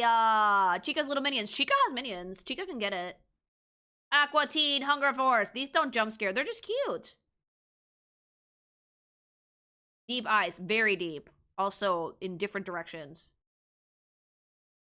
Reading your VTuber makes me want to reach for a Bible. Yeah, you should! Allie, thanks so much for the sticker. It's a rainbow. Thank you. They're adorable. They're kind of cute in a really, like, weird way. The cupcake can jump scare you. The cupcake can. I don't know about the other ones. Oh, I like that they have roller skates. A Bargor! Oh, a bucket of fried chicken. Ooh. Dude, don't make me hungry. No. I've been, like, fucking starving lately. I don't know why. I guess it's because it's cold. Cheeseburger. They're annoying but cute. I like them. With the concept of security breach and Ground Mob Chica, the original Chica's portrayal of eat what you want and have fun time partying comes across as a lot more genuine compared to the exercise and then eat that Glamrock Chica does in the Pizzaplex. Oh! Yeah, you should never exercise after you eat. You will barf. Mr. Helpful. Oh, is this Proto Freddy? You question the words of the mighty Jummy? Yes. Thank you for the super. Oh, Proto Helpy. Oh, wait, no, yeah, I see it. I see it. Okay. It's kind of cute, though. Some of these are not horrifying. The irony of Chica holding a bucket of chicken. Cannibalism! Energy! Is this one actually good? Because this one actually has, like, the shape and design language of it being friendly. He looks chubby. Edwin's persona. He just talks. Okay, yeah, no wonder. So this one doesn't look scary at all. It actually looks pretty cute. Very friend-shaped. Fun, dynamic angles, approachable, open. Even the posing needs to actually look open if a character is friendly, by the way. Like, spread arms. It's relaxed posture. A smile that isn't too wide or too little. The eyes are big, but they're cartoony big, so they make sense, you know? Mr. Helpful is actually a pretty cute-looking character. Kill him on the grounds of him being a helpy. No, leave him alone. This designer's amazing. I hope that they keep them. Please never get rid of this person. They have done immense good to the design work for Five Nights at Freddy's. He's voiced by Edwins. Mrs. Helpful. Okay, I think that this one's similar. Is this also good or bad? Edwin's wife. Again, pretty cute. Seems very approachable. Also evil. Edwin's girlfriend. Yes, and it just talks. Okay. If it doesn't jump scare you, it's not evil. Because, like, again, look at the difference from these compared to, like, the earlier animatronics that do chase you around and shit. They're very approachable. They seem very sweet. They're clean. They're well maintained. They're well put together. They don't have super exaggerated features. These are, like, very, very intentionally designed to make you feel at ease. It's good. It's really, really great use of shapes and silhouettes. Because if they want to make these scarier, they would break them down a little bit, make them more angular, probably, like, make an eye twitchy or something. And with this, they just look like normal, helpful, cute little baby robots. It's really cute. It's actually really, really sweet looking. This designer is actually ridiculously talented. Holy shit. I would pay good money for the concept art for Secret of the Mimic. I would. Just to kind of, like, see how they conceptualized all of this, because I think it has, like, a really, really cohesive line of design. The puppet crew. Foxy! Was this Foxy's first iteration? Wow, he does not look like a meth head here. He does not look like a meth head here. Gasp! He actually looks cute. The puppet's not so much. Helpy is a bastardized version of Mr. Helpful. Made to mock Edwin's legacy by making it a punching bag of a character. Oh, okay. Thanks so much for the super. Foxy and Roxy. Wait. Oh, because it doesn't have eyes. This one's not Roxy. This one's just meth. But, like, I like it, though, because Foxy actually looks pretty approachable. But then you look at the puppets, and the puppets are a little bit more, goodbye. Alright, heading off to enjoy my birthday morning. Alright, have a good birthday. Happy birthday. Thanks so much for the super. Yeah, the puppets are a little bit more zoomed out, a little bit more off-putting, but they're all very neat anyway, so they're not that bad. They look a little bit derpier as opposed to outright scary. I do like them. They all have very, like, cohesive designs. Oh, this is so cute. The chef one is adorable. I like that we can't see the eyes, so it just looks like Doofy. Adderall as puppets. Not confirmed, but pirate puppies. Puppets could be a candle, co-op homage. Bent puppets. And, drive the knife in deep, why don't you? Poor Roxanne! This one's just blind! This is Roxy. That's so mean! But Foxy looks fucking great. Foxy actually looks pretty good before he became a meth addict and lost several limbs. Well, actually, we don't have several limbs, but I like it! I think it looks sweet. She has the same voice, too. That was her, like, fate from the start. Her fate from the start was to lose the eyeballs. Also, note how much lighter these are in color and lighting.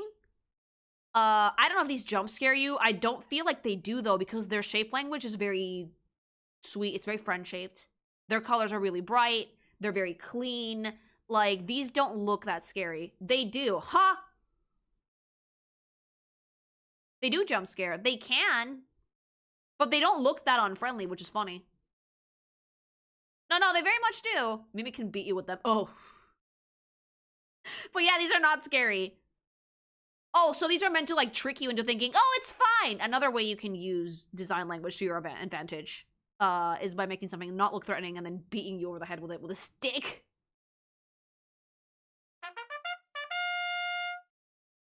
Roxy also has a cowgirl variant named Rodeo Roxanne. Oh, how many hits of that one on the Rule 34? Thanks so much for the super.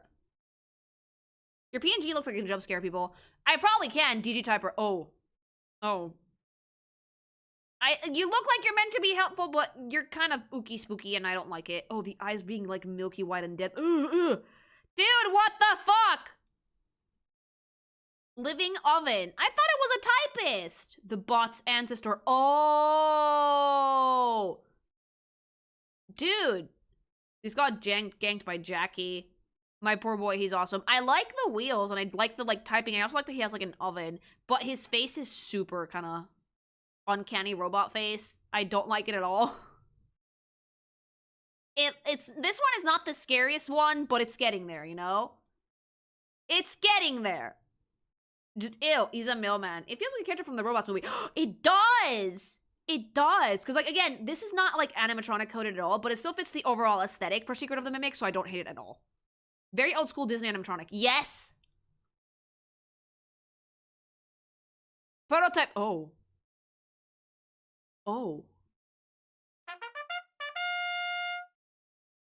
Wait. You can have Roxy blindfolded in the comic. No! Why am I gonna drive the knife in deeper? No! Thanks so much for the super, though! Okay, so this is the first prototypes for Freddy Fazbear, then. Fascinating. You can tell it's him because of the posturing and because of, like, the hands and, like, feet, but it doesn't have a head. This looks kind of horrific. It has, like, it's a testing dummy for sure. It's off-putting for sure, but you can tell it's Freddy. You can definitely tell it's Freddy. Because it has, like, the traditional FNAF shapes in the body. It's rounded out and blocky at the same time, but it's not completed. It looks broken down and gross and like it's not finished yet. Oh, I like this. I like this a lot. It even has the microphone. Yeah. That key Freddy pose. It has the key Freddy pose as well. Fascinating. Basement creature. Like, they're just starting to build it. Like, they're just starting to put it together. That's awesome. Oh, I really like the whatever the fuck that Secrets of the Mimic is going for. I love. Okay? 10 out of 10 so far on the fucking horror and, allusion to other Fazbear characters without being super on the nose about them. Oh, ew.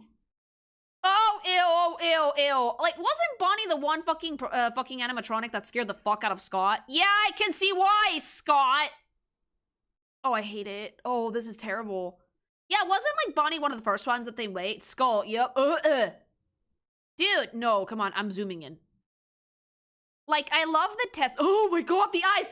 Ah! I hadn't even noticed those! I hate that! I can see why he has nightmares. Yeah, you know what? You did this to yourself. You did this to yourself! Again, this is actually fascinating property of fucking William Afton. This is fascinating in, like, terms of, like, lore and the fucking design progression of, like, the actual in-game timeline.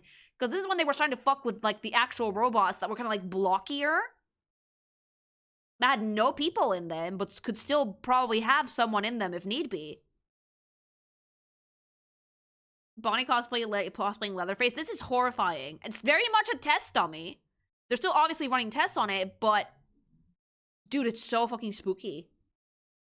Toss it into a volcano. I would if I could. Hi, I'm doing great. I would if I could. That face is horrifying. Again, we use Uncanny Valley to the best of our ability. And despite the fact that this should be very friend-shaped, it's not. Not even a little bit. You can see the OG endo face underneath. Yeah. It's actually clear. Yeah, I can see the endo underneath it. Oh, ew. Bonnie. You can even see the Withered Bonnie in there, which is so cool. Yeah, they preserved the thing that made Withered Bonnie scary, which was, like, not having a face at all. Yeah, it's a reference to FNAF 2. That's really clever. What a good job. I like it because, like, they're all here, but they've been reinvented to actually fit the story for this game. Which is a good thing. It's a good thing. By this point, it could become very tired otherwise. Meow. Lore time. Afton and Fazbear Company basically stole these designs and finished them improperly, hence how they are in the old games. Yeah, which is why they're so different from everything in the warehouse, but they still fit in the warehouse. Yeah. Bonnie's face is always getting pulled off. Yeah, they lose it a lot. Freddy, my fucking face is gone. It's deleted. Goodbye. Oh. You know what? Compared to the OG Chica, this is way scary. Way scarier. Ew! Oh my god, just get rid of the eyes and immediately it's 10 times creepier. Do not say what. No! Chat! No! Burple, you started. No. Wool, thanks so much for the membership. Thank you.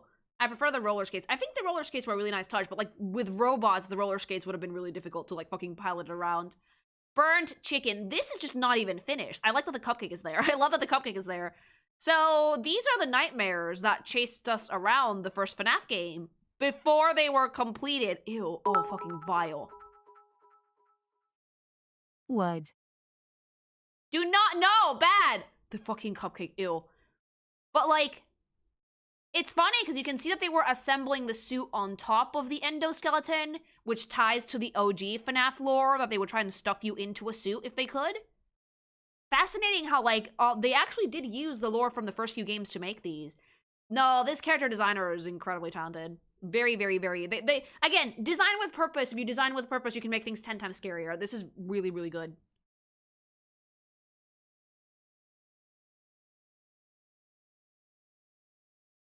Prototype cupcake, disgusting.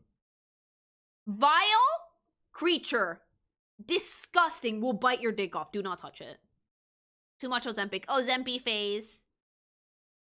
Super creepy. I hate it. I hate that the teeth can move in different directions. Stop it. Go away. Timmy Turner. Yes. Timmy Turner. Hit it with a golf club. Punt it, please.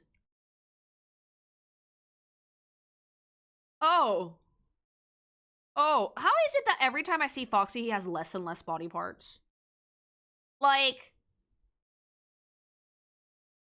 this is awful. This looks like they were only just building the endo for it. Shiver me timbers, please don't. Oh god, I love the directions on the fucking eyeball to show, like, where it's supposed to look. Fun fact, if you ever lose an eye and you need to get a prosthetic fitted, they, like, put, like, alginate into your eye, and then they, like, put a peg in it to, like, see where your iris will go, because prosthetic eyes are designed in such a way that they move very naturally, and when they're, like, seeing where they're going to put the iris of the eye, they do mark that. So it doesn't go in a different direction. So these things were commissioned by William and Henry before Edwin died.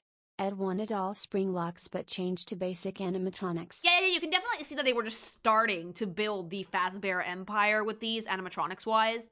But, like, it's very rudimentary robotics, but, like, it became the animatronics that we all know and that have become so iconic now. Fascinating. The way it's going in future games, Foxy will be just ahead. Or Mangle. I might play Secret of the Mimic just because the character designs are so baller. Unshivers your timbers. No. But thank you for the super chat, by the way. I love that you can feel that they took the thing about people saying that they got less scared with time into their heart, and then they decided to just destroy the FNAF 1 gan and make them even scarier. Oh yeah, no, they definitely took the criticism that the games just feel way less scary as time goes on, and they actually put their all into designing these characters and making them look more off-putting. Proto-mimics! Oh, these are... Oh my god, the plane! These are just silly. They're cute. I don't think that these are scary, but I think that the point to make these is to make these fucking funny. Also miss this. Roxy favors cowgirl positions. Stop! Thanks so much for the super chat. Dude, like, green barrel with mimic eyes. And then arms with mimic eyes. And then paper plate and also the mimic eyes. Was William bored when he was making these? Like, holy shit. Like, microwave with mimic eyes. I like that the eyes are there everywhere. And then trash can with mimic eyes. How the fuck are these fucking standing? How the fuck are these running around? These look like garbage. Edwin, but yes. This was not William, it's Edwin Murray. We've been over this. Oh my god, lore! The Mimic made these. Oh, that explains a lot, actually. That explains why they look so fucked. This is like the Mimic trying to dick around and create the perfect life form. Terribly made, Mimic, by the way. Awful. 0 out of 10 would not recommend.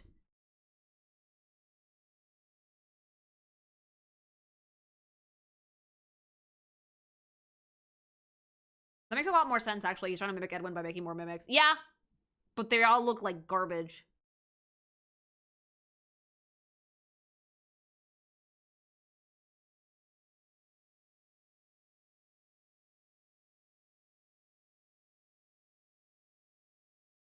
Captain Springlock.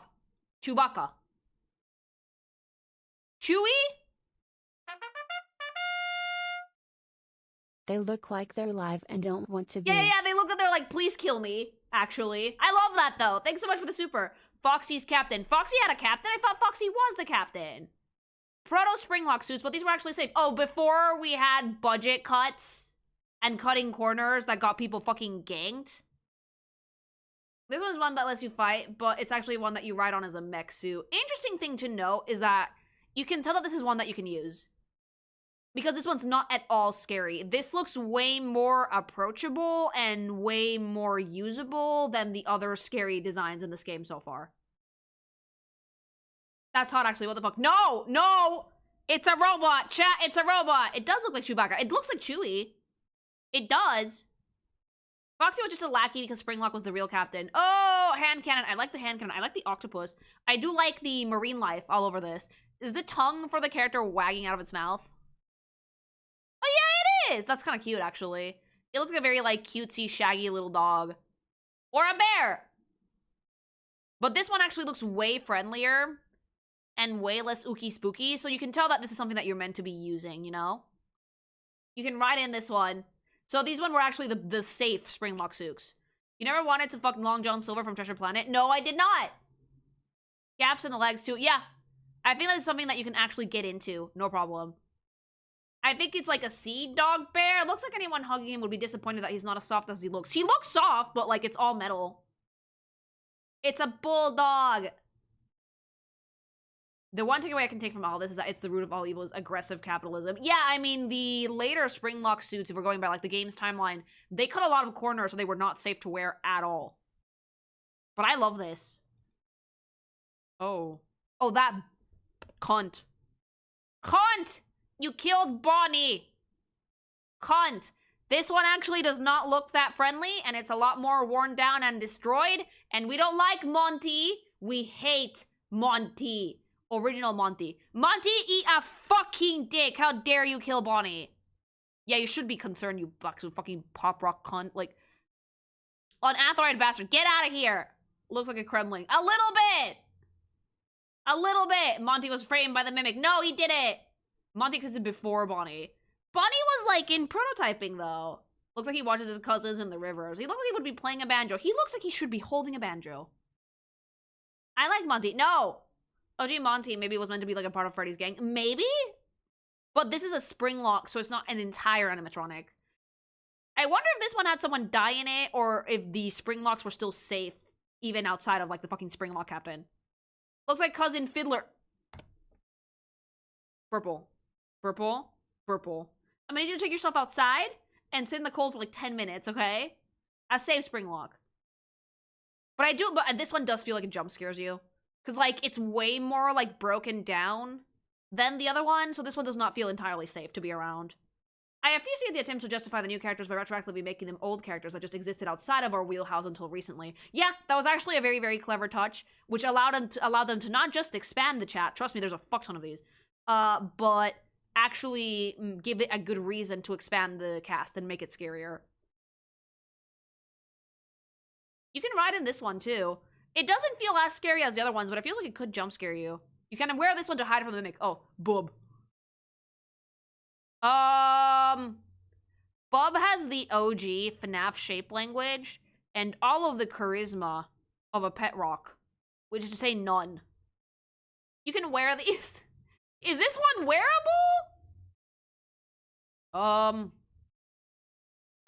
No. Zero Riz. This has no Riz. Completely Rizless. And yes, like, FNAF OC? Arf. Barf. Must be in. The dog from Tom and Jerry. A little bit, yeah. His open button is the collar. Oh. Like, this is a reference and a half. Why does it have an eye mask? Because it's a creature? What's wrong with the neck? There is no neck. It's a fucking animatronic. He looks like Scrappy-Doo. Oh, all my homies hate Scrappy-Doo. Bob might be a reference to Sparky the dog, the first FNAF hoax. FNAF hoax? Jesus. Lore. It's a she, but it's agreed she's Rizless. Is it really? Bob looks like a Bob. Bob looks like a blob. James Gunn Scrappy-Doo? Yes! I love the James Gunn Scrappy-Doo. God damn, that takes me back. Wave! Play the clip. It's also a FNAF movie reference. Oh, I'm gonna have to go watch them, won't I? I'm gonna have to fucking watch both FNAF movies and make a video about it, because now I'm all in. So while not all the characters came from Edwin, there are many designs that do. Chica, Foxy and Roxy, Monty, Mr. Hippo, and some happy frogs. Mr. Hippo's actually kind of hilarious because of the monologues, though. Thanks so much for the super. Of Scrappy pissing. Yes, exactly. Same brain cell wave. Same brain cell. Movie night. Movie night. We're gonna watch FNAF so I can talk about it. Because, like, holy shit, I'm all in. Movie review. Once you get into it, you're hooked on the FNAF lore. I've wasted 8 hours of my life, chat. I can't wait for the fucking 6-hour video on just Secret of the Mimic because of the amount of fucking characters in this. The disappointed look he's giving. He's not having it, chat. He's like, ew. He's judging you, chat. I love it. 6-hour video. It might be one. Not a waste if it's for content. Oh. And this one, rightfully so, is horrifying. Because this is William's thing.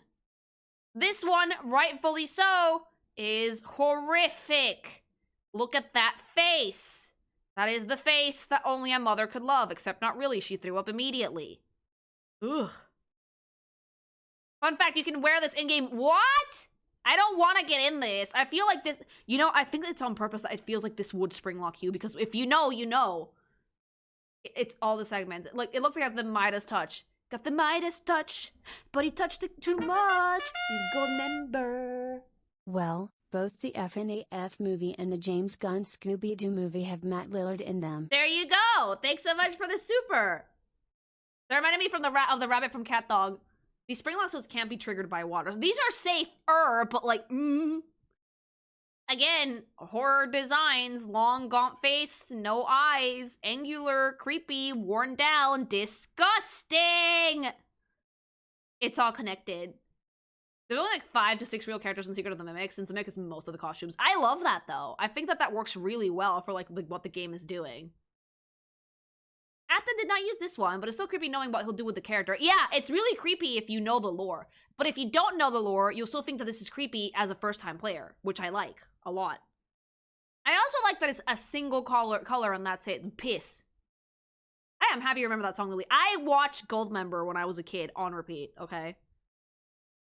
Like, on repeat. I love that movie. Wave, feel free to put in as many gold member references as you want. He's staring into the abyss. He's seeing nothing. Okay. So...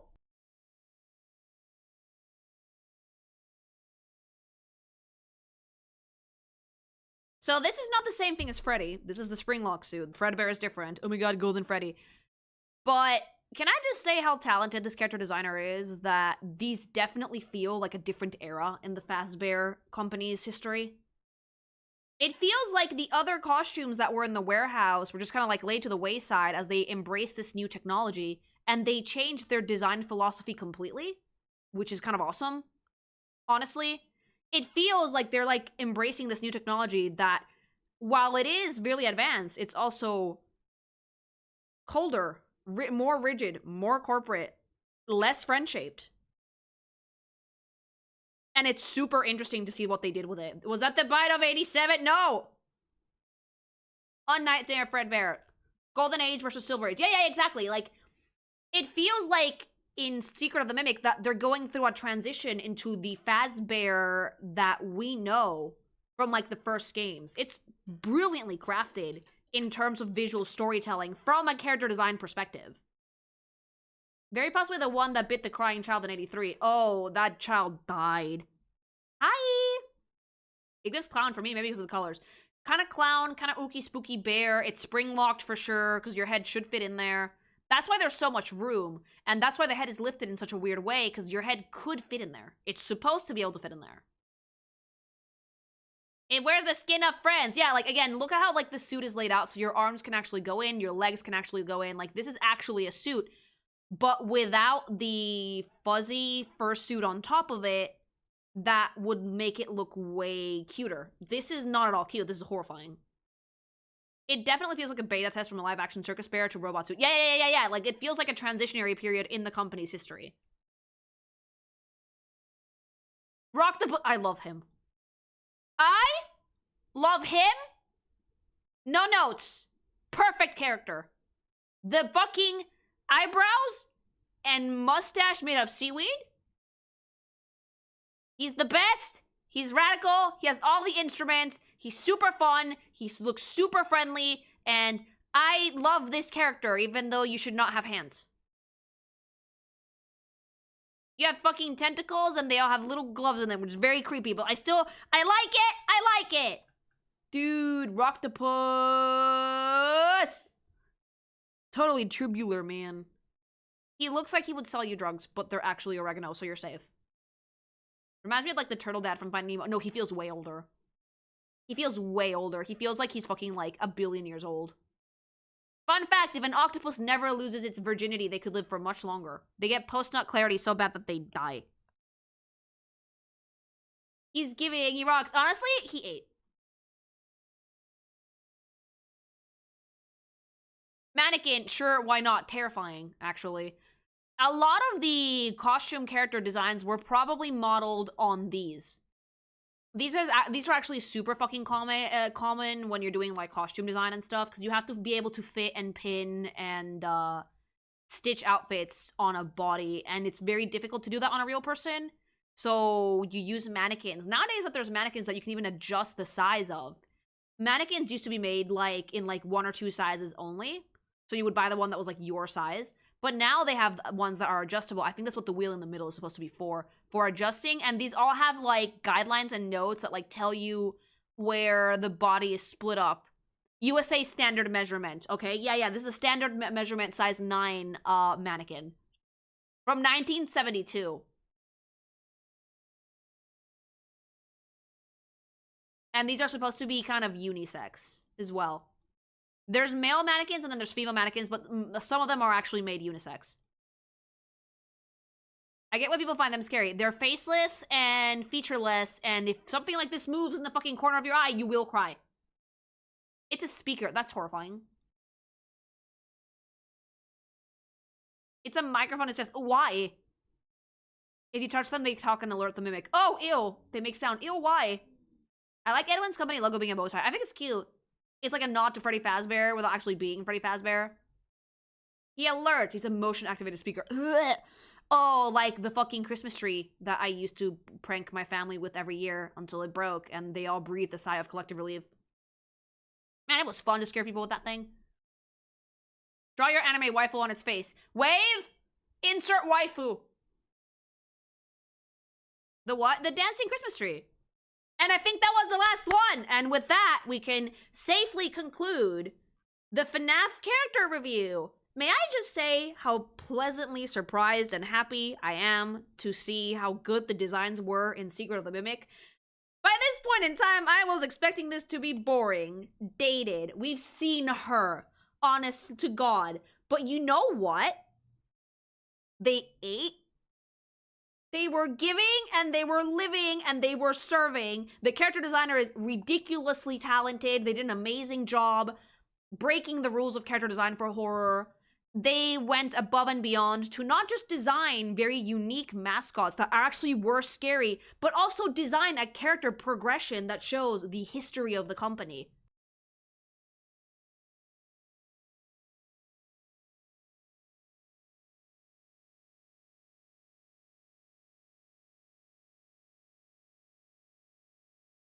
Like, it's an amazing original Mimic. Don't get mad at Spanish, I don't care, I'm finishing my review. Where's like the OG Mimic? Is there even one? Spanish!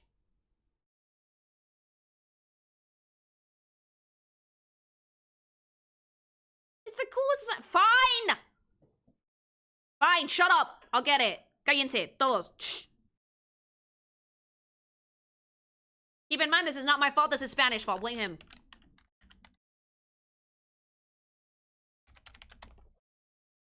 Yeah, Google it. Or send it to me.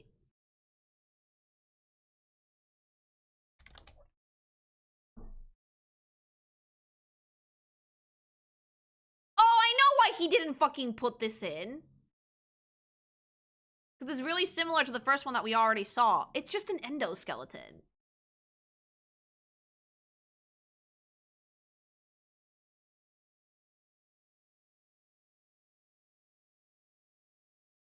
Hold on. Here you go. Whiners. All right.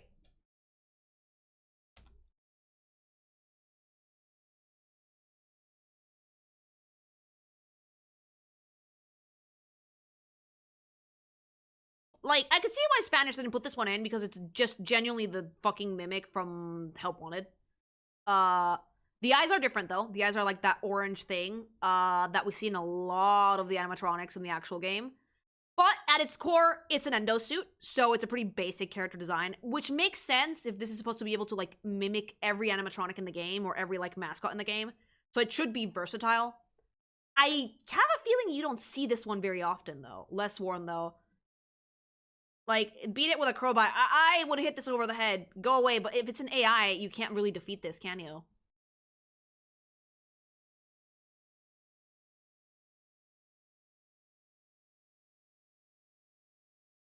Because, like, if Spanish got this from the wiki, this is the only one that's in the wiki.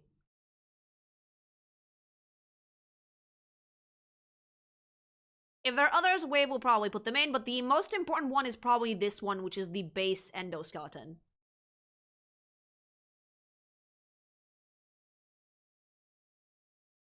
Let me see if I can't find the other ones.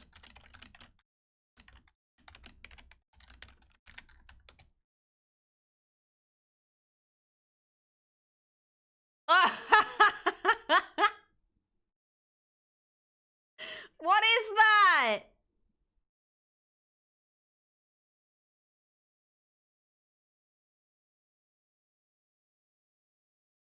Yeah, no wonder Spanish didn't put this in. These are almost impossible to find.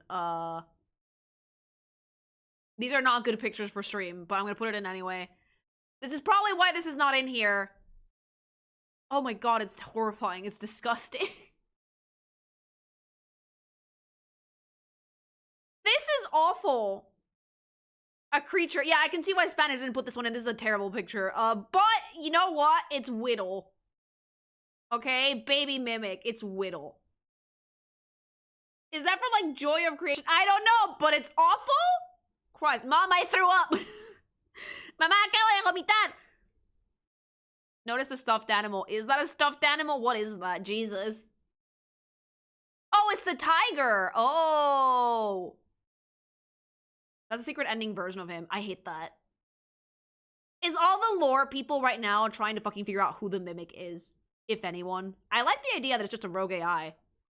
Alright, but yeah, to redo my outro, I'm very pleasantly surprised that the later games had so much sauce in their designs. I was expecting it to be really, really dated and really boring. But no, they cooked! They served even. Like, the character designer is insanely talented. I hope that they keep them for future Five Nights at Freddy's games, because at its core, you could play Secrets of the Mimic on its own, not knowing it was a FNAF game, and it would still stand up super well. Like, if anything, I would say that the new characters that they introduced are better than the old stuff. They're like a breath of fresh air. They're actually all incredibly unsettling. It's really fun to see the progression from, like, company that had a bit more artistry in it into it to Cold Corpo Robot.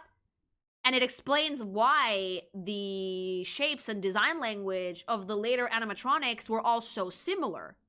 Because they're meant to be way more corporate. They're supposed to be, like, mass-produced. Meanwhile, the other ones, which were incredibly creepy, please never put that in a child's birthday party, were super unique and felt like they had a lot more craftsmanship than new ones. In conclusion, though, much to my chagrin and great surprise, Five Nights at Freddy's has actually had a pretty interesting evolution in their character design, and it's only gotten better. And now I'm curious to see, if they make another one, what it's going to look like, because they did a really great job with Secret of the Mimic, and I really do hope that they start adding a little bit more atmosphere to their horror games, as opposed to just making jump scares. I might play Secret of the Mimic just to fucking see what all the fuss is about, but I'm liking where it's going. I definitely can see why people are so hype about this, and I'm interested to see more. Tentatively, okay? And I genuinely enjoy this. If you like this video, like, comment, subscribe. If you don't want to get fucking chased by the Mimic and you don't want to have the stamina to outrun that bastard, go get some gsupps. Use code KINKYMATION at checkout for 10% off, because they will energize you so you can yeet yourself into safety, chat, alright? Also, reminder, again, webcomic chapter just went up. Magical Miss Lucy episode 8 is now live on Webtoons. If you want to read a cool comic about a magical girl that is actually in her 30s, and why she ended up that way, and how she may find love along the way, go to Webtoons, look at Magical Miss Lucy. I update it every so often. We have 8 episodes out now, and it's a pretty good time. Highly recommend it. Plus, if you go to Patreon, if you're over 18, patreon.com/kinkymation, there are chapters with Spicy, chat. So you can have that to look forward to. Alright, chill over. I think we can play Skong for a little bit. Decent chunk of stream, but not all of it? Yeah, we have like 40 minutes. Let's play. Are we ending ours late? No. We have like 40 minutes. I'm ending like 10 minutes early because I have to do something after this, but we can still play for a little bit. But stay and chat. Let's keep talking about FNAF, because it's actually really clever what they did with this. Like, holy shit. I'm really, really surprised with how solid the character designs were for Secret of the Mimic. I was not expecting it to be that good. Hold on, let me get my controller. I'm almost out of coffee. Well, it's milk with coffee, because I can't have a lot of coffee. It's not great for me.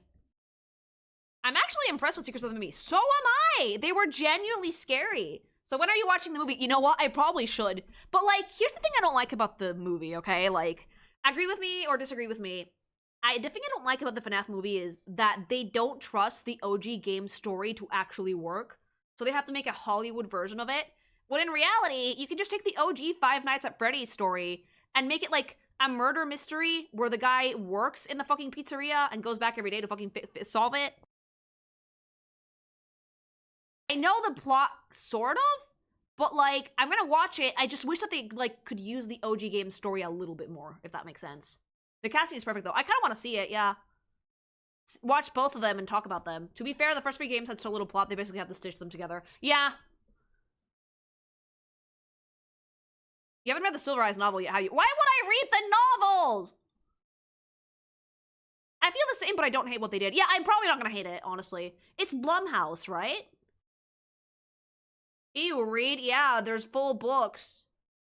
The movie's weird. I'm expecting it to be.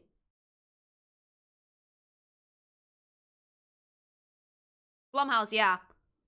Blumhouse is interesting because, like, they have some really good stuff, and then sometimes they have some not good stuff at all. Did they make Truth or Dare? They merged some game stories and turned it into one story. Okay, I can unpause Supers. Fuck. Where's non-costume mimic? We got to it.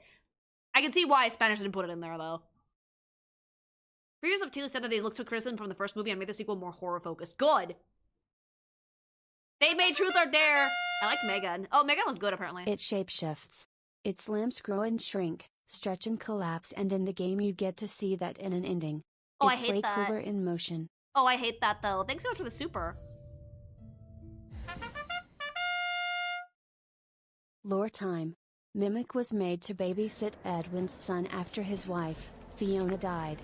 It was remated after Edwin's son died. Oh, that makes sense. Okay, thank you. I no longer freeze to death up here, by the way. But the platforming is still challenging even without the time limit. Ah, fuck! Did you see season 5 Barber Rivals or are you waiting for 5.5? I'm waiting for 5.5. Where's my ball? I'm running out on the road. There is a car. And it is going to hit me. Ah. Oh no, thanks so much for the super! Usually with Marvel Rivals, the way that it works for me is that I will, why can't I nail this? Is that I will make a video once there's like 20 to 30 skins to look at, because making a video with less would be too short of a segment for a full stream. I don't need you anymore, warm lights. Well, you can just super jump to the top. It took a couple of minutes. Coward! Coward! Lazy! Not gamer! For some reason I've had trouble doing this through Twitch, so here, instead of me continuing to go through hell, have this $5 super chat instead. Aw, thank you! That's super sweet. Oh, is she dead? Why are you dead?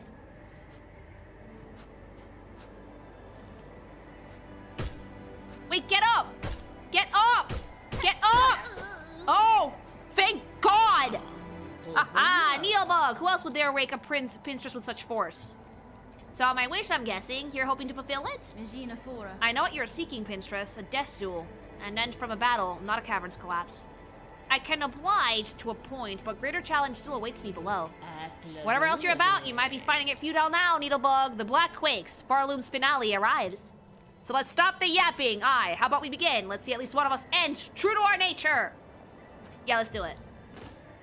I thought she was dead, but I'm really grateful she's not. Blumhouse made the Purge movies. Fuck yeah. A girl can't take a nap in the snow anymore. You're not supposed to sleep in snow. You die.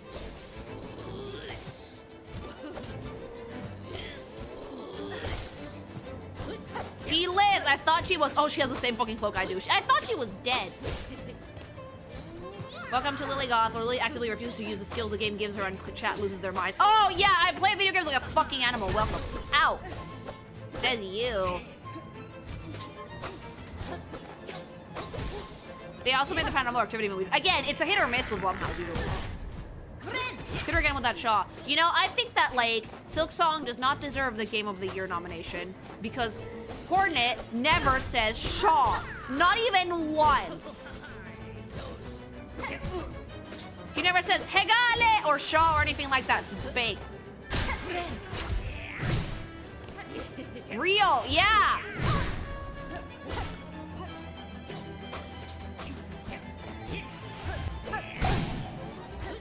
Oh, did she just, oh.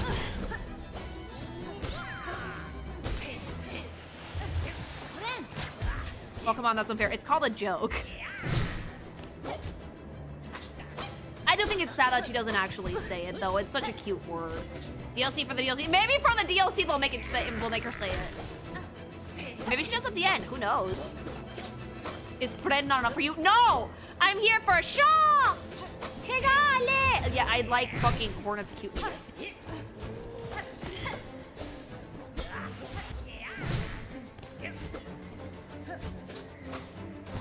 She says gotta when you talk about R3. I never talk though. If you do the attack that she says Shaw in fucking Hollow Knight, she should Shaw.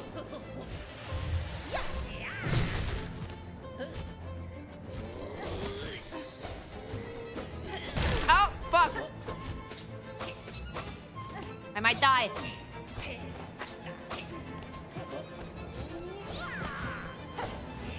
Maybe they were all slurs and curses she didn't know about. Maybe they were slurs. Knowing Hornet, they were slurs. Oh, whoops.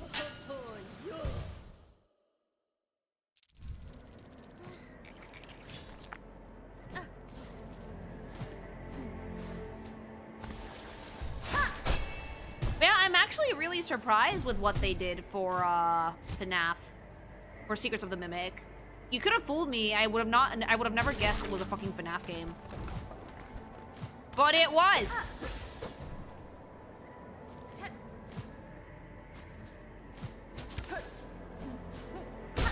She's still asleep in there. Hi. I'm going up.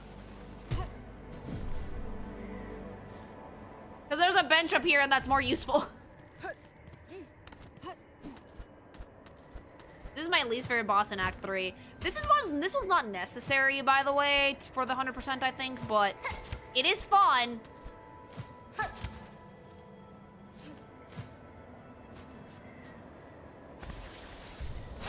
Can I go up further? Oh, yes, I can.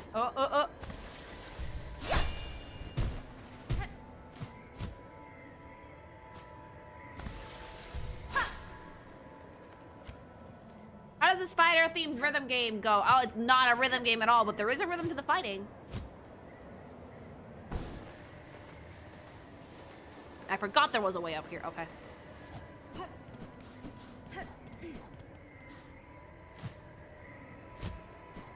Hunter's Journal is 100% separate from the main game, 100%. I have done most of the Hunter's Journal, to be fair. Like, I'm missing a few voided out enemies, but I've done most of it.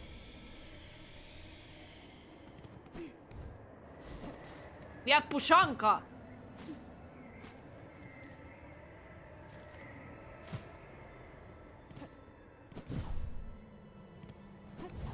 But like the amount of fucking gameplay I've gotten out of this game has been insane. For $20, it's been pretty impressive. Think I get it? Anyway, chat, how was your weekend? Because it's Monday again and we're back. I know I don't usually do character reviews on Mondays, but like we got real derailed yesterday.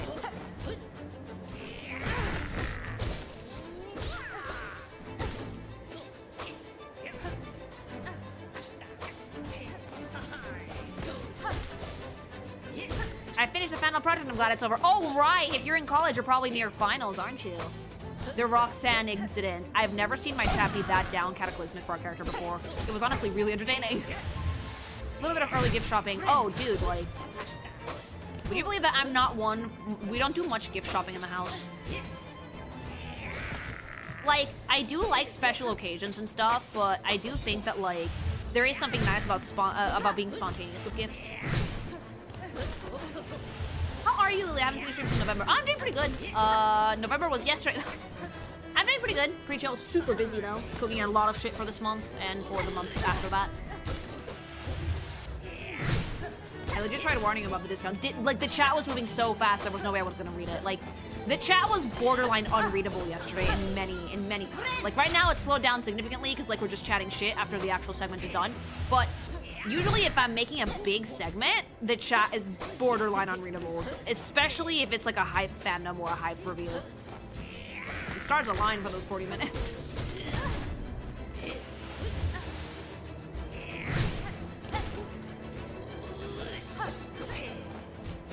That was fucking zooming. Like, there's times, like, when there are more than, like, fucking 300 people in Twitch, borderline unreadable. And YouTube was just going.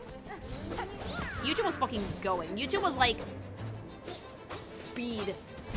I don't think even slow-mo would have been able to fucking, like, stop the barrage. I was watching the stream again this morning. The chat was crazy during the Roxy section. There's a lot of people talking.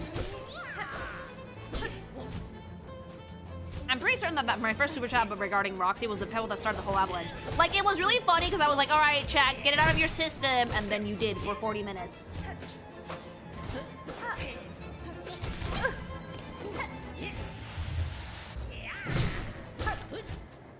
You've said some goes during sales before, by the way. I never know. Since I spend most of my day, like, if I'm planning stream stuff, I'm not planning it on Twitch. I'm usually planning it off stream. I'm talking to Spanish. I'm planning with hubby. So I never really know if Twitch is doing sale things. I don't keep an eye on that. Because, like, my main focus when it comes to streaming is more the YouTube channel than anything else. And making sure that the stuff I'm doing live actually works out. So normally I have no idea. You allowed the floodgates to be open and then they were surprised that everyone got flooded. I was not expecting it.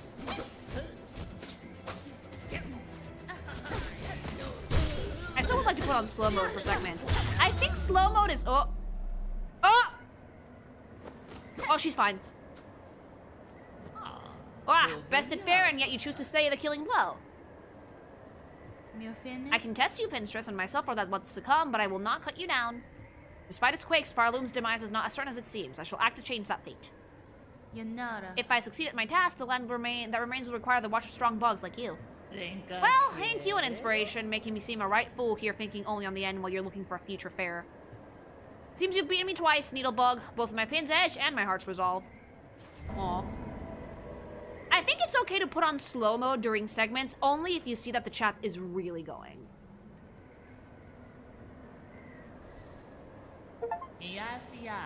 For your talents, Needlebug, in Blade and Strength and Restraint, take this emblem of my order.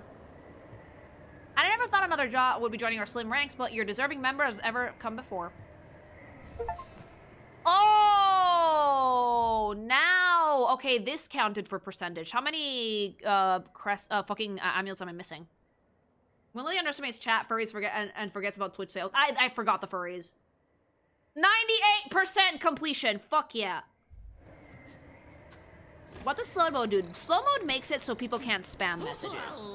Slow mode makes it so there's a few seconds delay between what people can type. So that way the chat doesn't get super spammy and doesn't go as fast. It's more readable that way. I was laughing my ass off during that part of the stream yesterday. I couldn't breathe at one point, like, holy shit.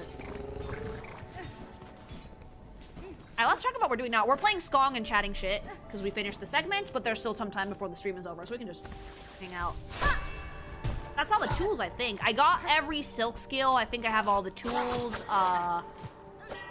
Honestly, I think the only things I'm really missing for 100% officially is the bosses. Your inventory should say whether you're missing any tools. That scope thing that you found in the abyss shows your empty spots in your inventory. Purple was really unhinged during that half an hour, as opposed to usually. Low mode basically means that you can only chat maybe every couple seconds, so you can't make consecutive comments. Yeah, it's basically like designed so no one can spam too much in chat. If my stream was really big, I would always have to have it in slow mode.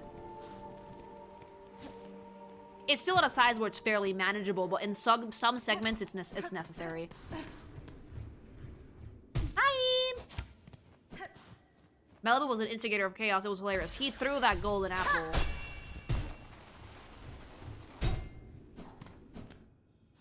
Does he usually give stuff like that? No. Most of the time I've seen it used, people set it to like 3 seconds. 3 seconds is the norm.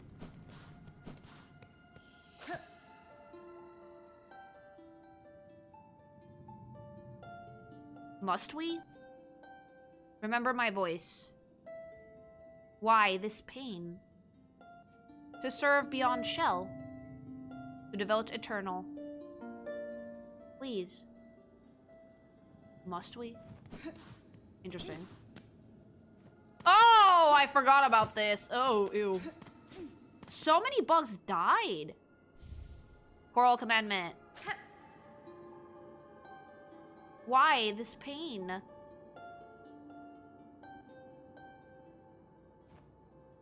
Eternal?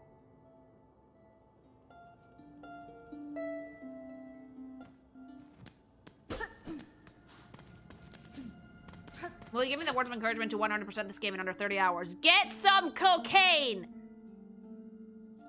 No.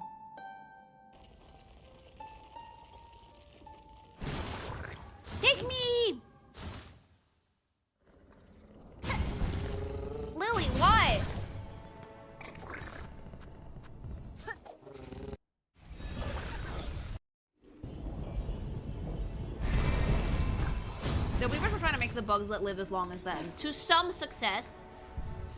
Drink some lane with code King Information at gsupps. Yeah, drink some gsupps. It'll give you the energy you need.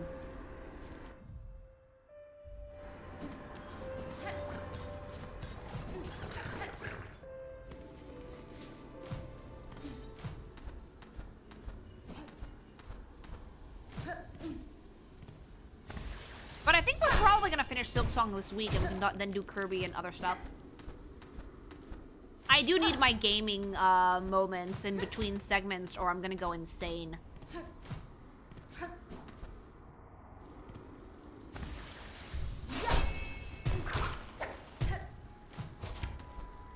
The babies, I love the babies.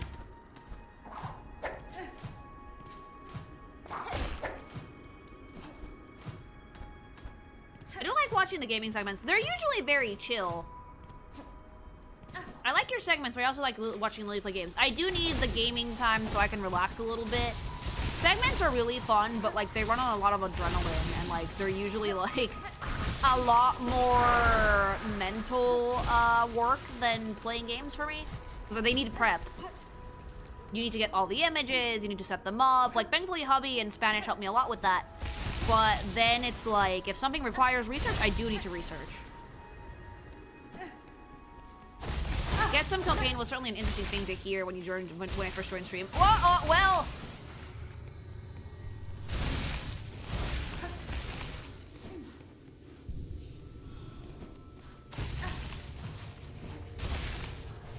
It's so pretty, chat.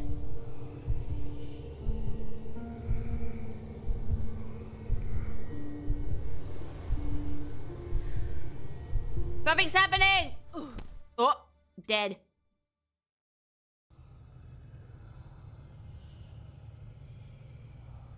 What's pretty the game?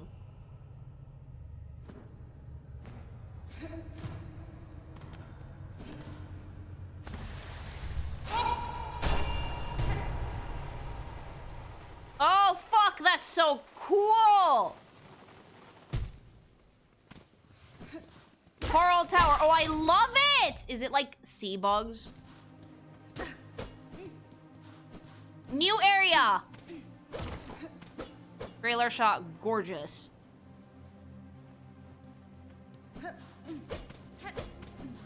Oh wait, this is like a Dreamnail equivalent, isn't it? I mean, I must be in the past when this was like in its prime. Oh, that's so pretty! Kind of like underwater-ish. Oh! Oh, new enemies! This is probably what I need to finish the bestiary. Gauntlet, ow, ow, we're in the past! I hope you like enemy gauntlets, by the way. I hate those. But it's fun to see the old designs.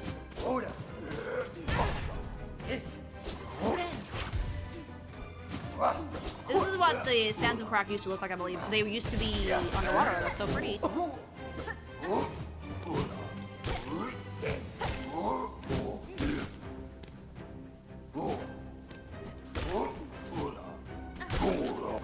Note so you don't lose your mind. If I recall correctly, if you miss any journal entries for enemies that you'll never face again, like memory enemies, they'll auto-complete the full once you lose access. So all you have to do is like face them once, and that makes sense. Oh, I hate these.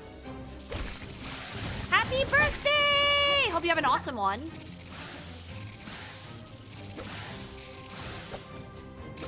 All the Christmas foods are coming out and they're dangerous. Today, Hubby and I misbehaved. We got some potato chips in funny flavors.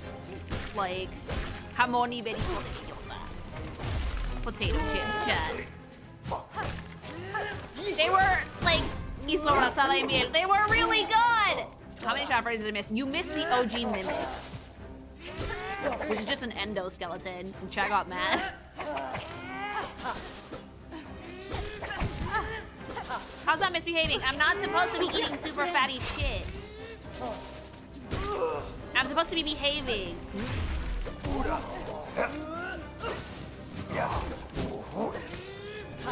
Fuck the Mimic. I saw why you... I could understand why you didn't put him in there, though.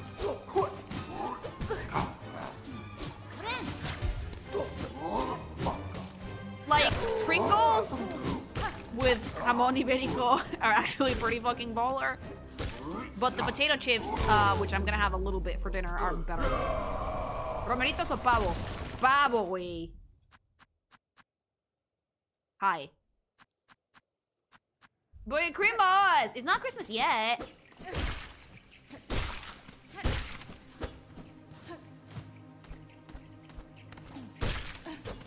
I'm killing everything that crosses my path, by the way. Another one! Weird chips are the best. I got some burrito flavors one last week. I love weird chips because you can find them in all sorts of places. And like in Spain, it's like aggressively Spanish flavors. Ow!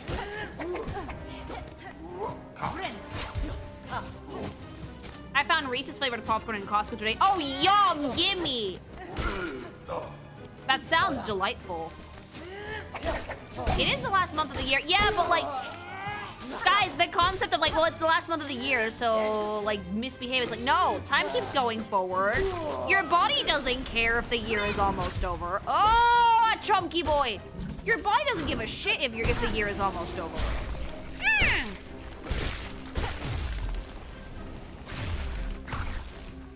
Oh, great. Now it's spiky.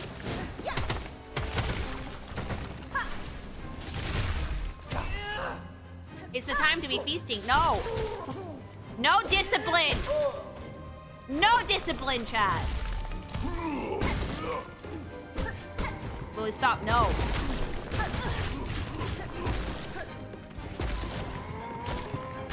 I finally got my hands on some Reese's Cups. I love Reese's Cups. You need to stay consistent, chat. You can have cheat days, not cheat months. Exactly. Thank you. Thank you. Consistency is king when you're like managing your weight.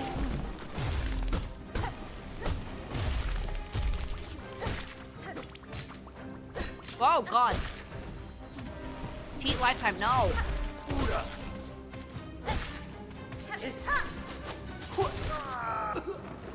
Okay, the fucking needle things are fucking baller.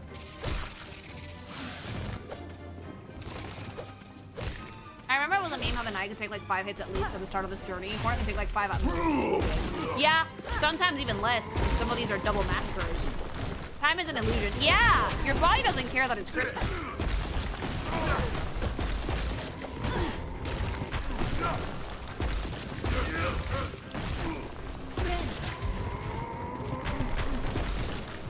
It's gonna be Christmas, don't ruin it. I'm not ruining it.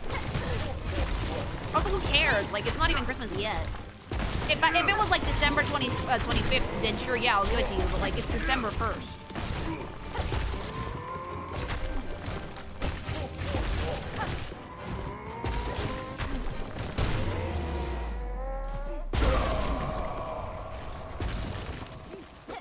There we go. I hate the gauntlets.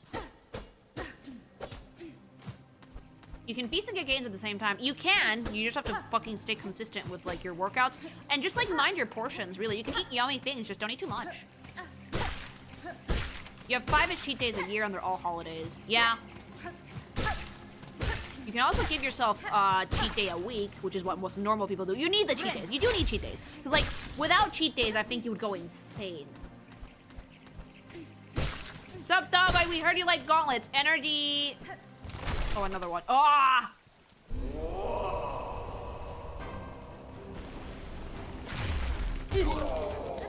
You can have a cookie with your coffee, just not a box of cookies. Exactly.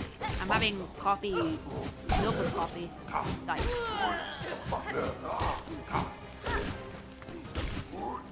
You have healthy food and then yummy food. It's a matter of finding balance. You can mix and match. You can also have a lot of healthy things that are tasty. The problem is that, like, the gym bro mentality of, like, fucking rice and chicken. Chicken and broccoli is legit, by the way. Like, the chicken and broccoli method does work. I did fish and salad. I'm probably gonna go back to chicken and broccoli. Like, the chicken and broccoli method is very effective. Dude. But it's also super boring.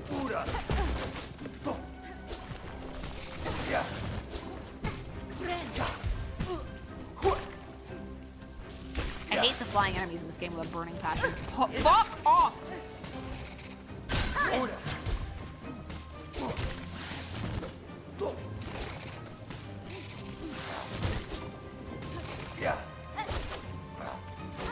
screws who act like anything with seed oil in them will ruin your health. Seed oils are not, some oils are not great for you if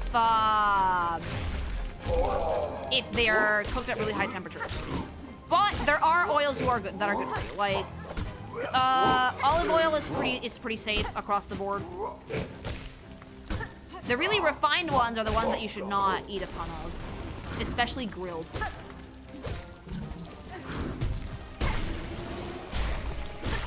Rice and unseasoned chicken. That rice and unseasoned chicken is usually is usually the way to go if you want to lose weight, but it's so boring.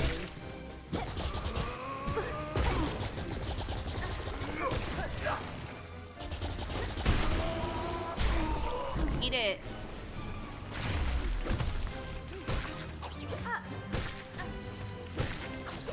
I love all the little fishy variations. There's also the mentality that even if you're muscular and fit, you're still considered obese. Oh, that's just an eating disorder.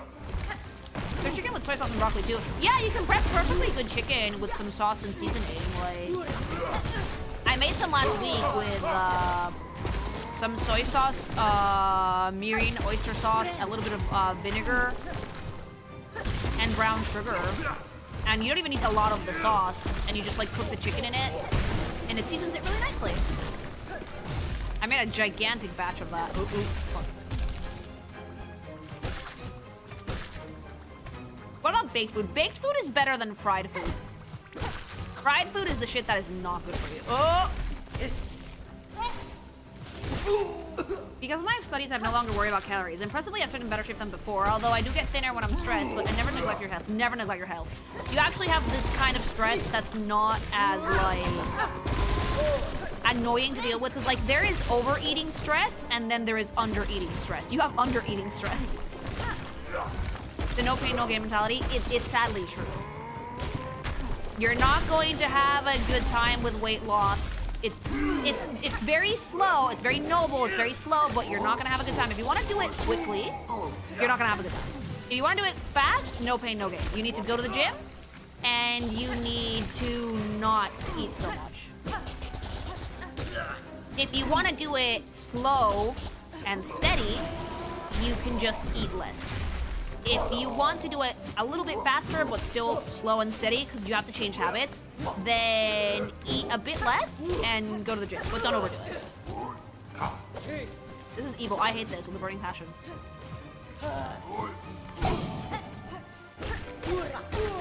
Welcome to the Gauntlets of the Past. I am not having a good time.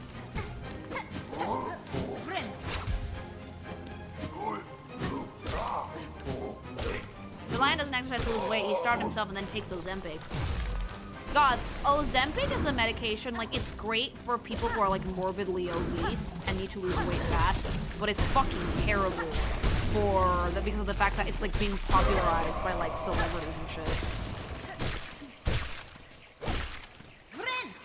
Like, you should not have so much fucking access to a medication like Ozempic. It's supposed to be for extreme cases only. How much does it cost to go to the gym there? Not that much, believe it or not. I just do not have time to go to the gym.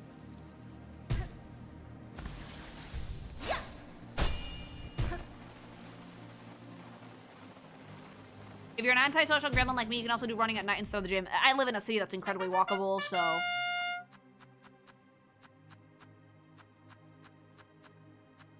This isn't FNAF. No, we're done with the segment for now. The Coral Tower is such a pretty area. It's sad to think that this is what the wasteland of his blasted steps and sands of crack used to look like. Yeah. Thanks so much for the super, by the way. I don't know why TDS refused to read it. Another one.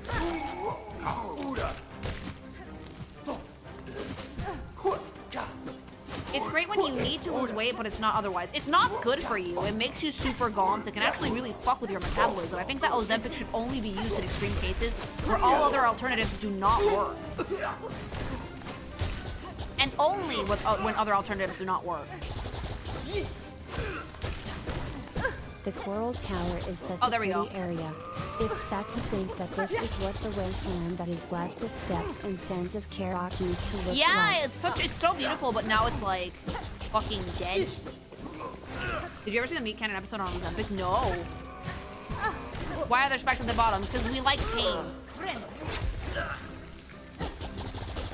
I mainly exercise at home because my city's unwalkable and cars are hella expensive.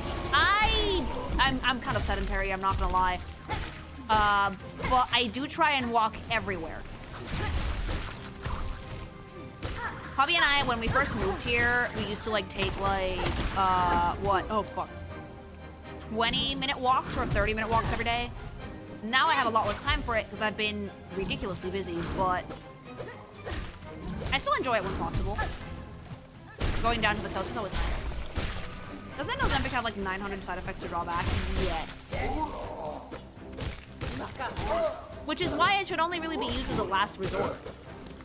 It's like the Godzilla threshold medicine. Explain! Like, once people had like the option to take shots to get skinny, everybody's trying to fucking do it in that way. When in reality, I don't think in the long run that would be very good for you.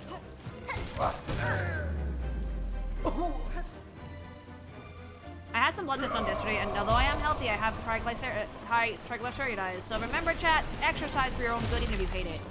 Eat good. Oh. Goodbye.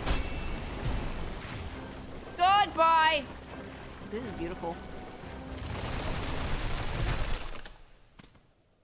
I could have died there because I was admiring the scenery. Oh, I did not save. Okay.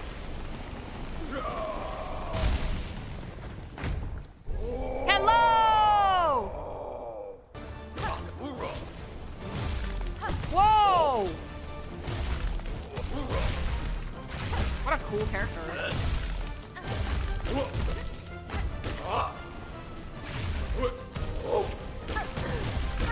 If you don't change your habits, it doesn't matter how much weight you lose artificially. You'll get back to it within a week. Yeah, exactly!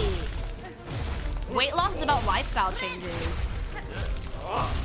It's about lifestyle changes, not just taking the fucking shot that makes you instantly skinny.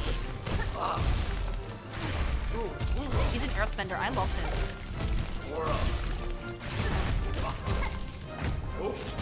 Both hubby and I need to move around a little bit more. We eat pretty healthy, especially during weekdays, but we're not exactly super active. We should have, that's the thing that I need to change, I think. Hi!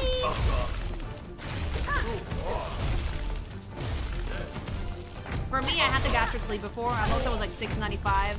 I had to lose weight down to like 525 or something before they approved me for the surgery. The bigger you are, the riskier the surgery is, fun fact. Your skeleton is the same under all of the fat, so there are certain risks that you have to assess, and sometimes weight loss is necessary to make sure that you can stick with the habits of the surgery. Because like, for gastric sleeves, isn't it the fact that if you don't stick to the fucking diet religiously, you will gain the weight back and then some?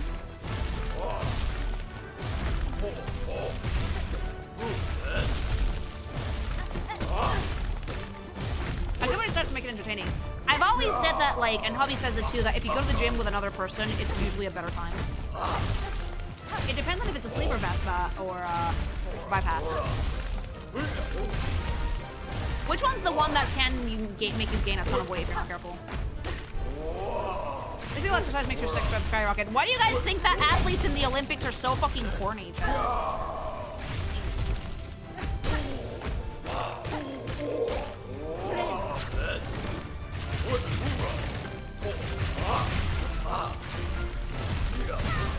Hi!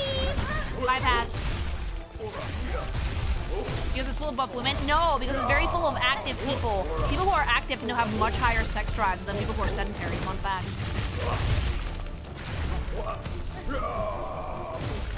Those beds are not stopping them. No.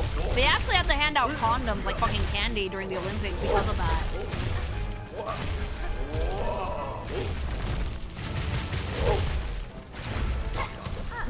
The what Olympics? In the actual Olympic Games, athletes are actually usually have very, very high sex drives, so they will give out condoms like their candy.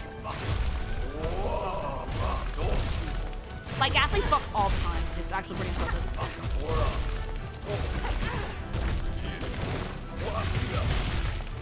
Ooh.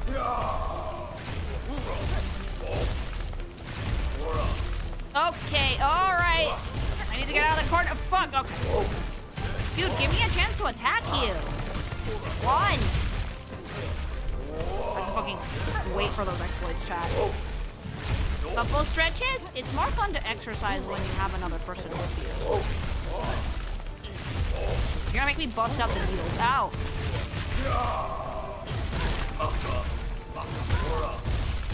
Oh, whoops!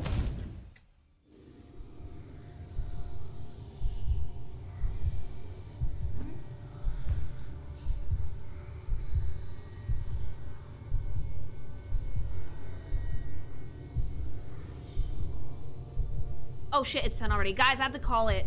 But I will see you all tomorrow, alright? Have a wonderful evening. Thanks so much for joining me for another FNAF review. Oh, wait, do I have to do all of that again? Fuck, shit. Okay. I'll see you guys really soon, alright? Have a good one, chat. Bye!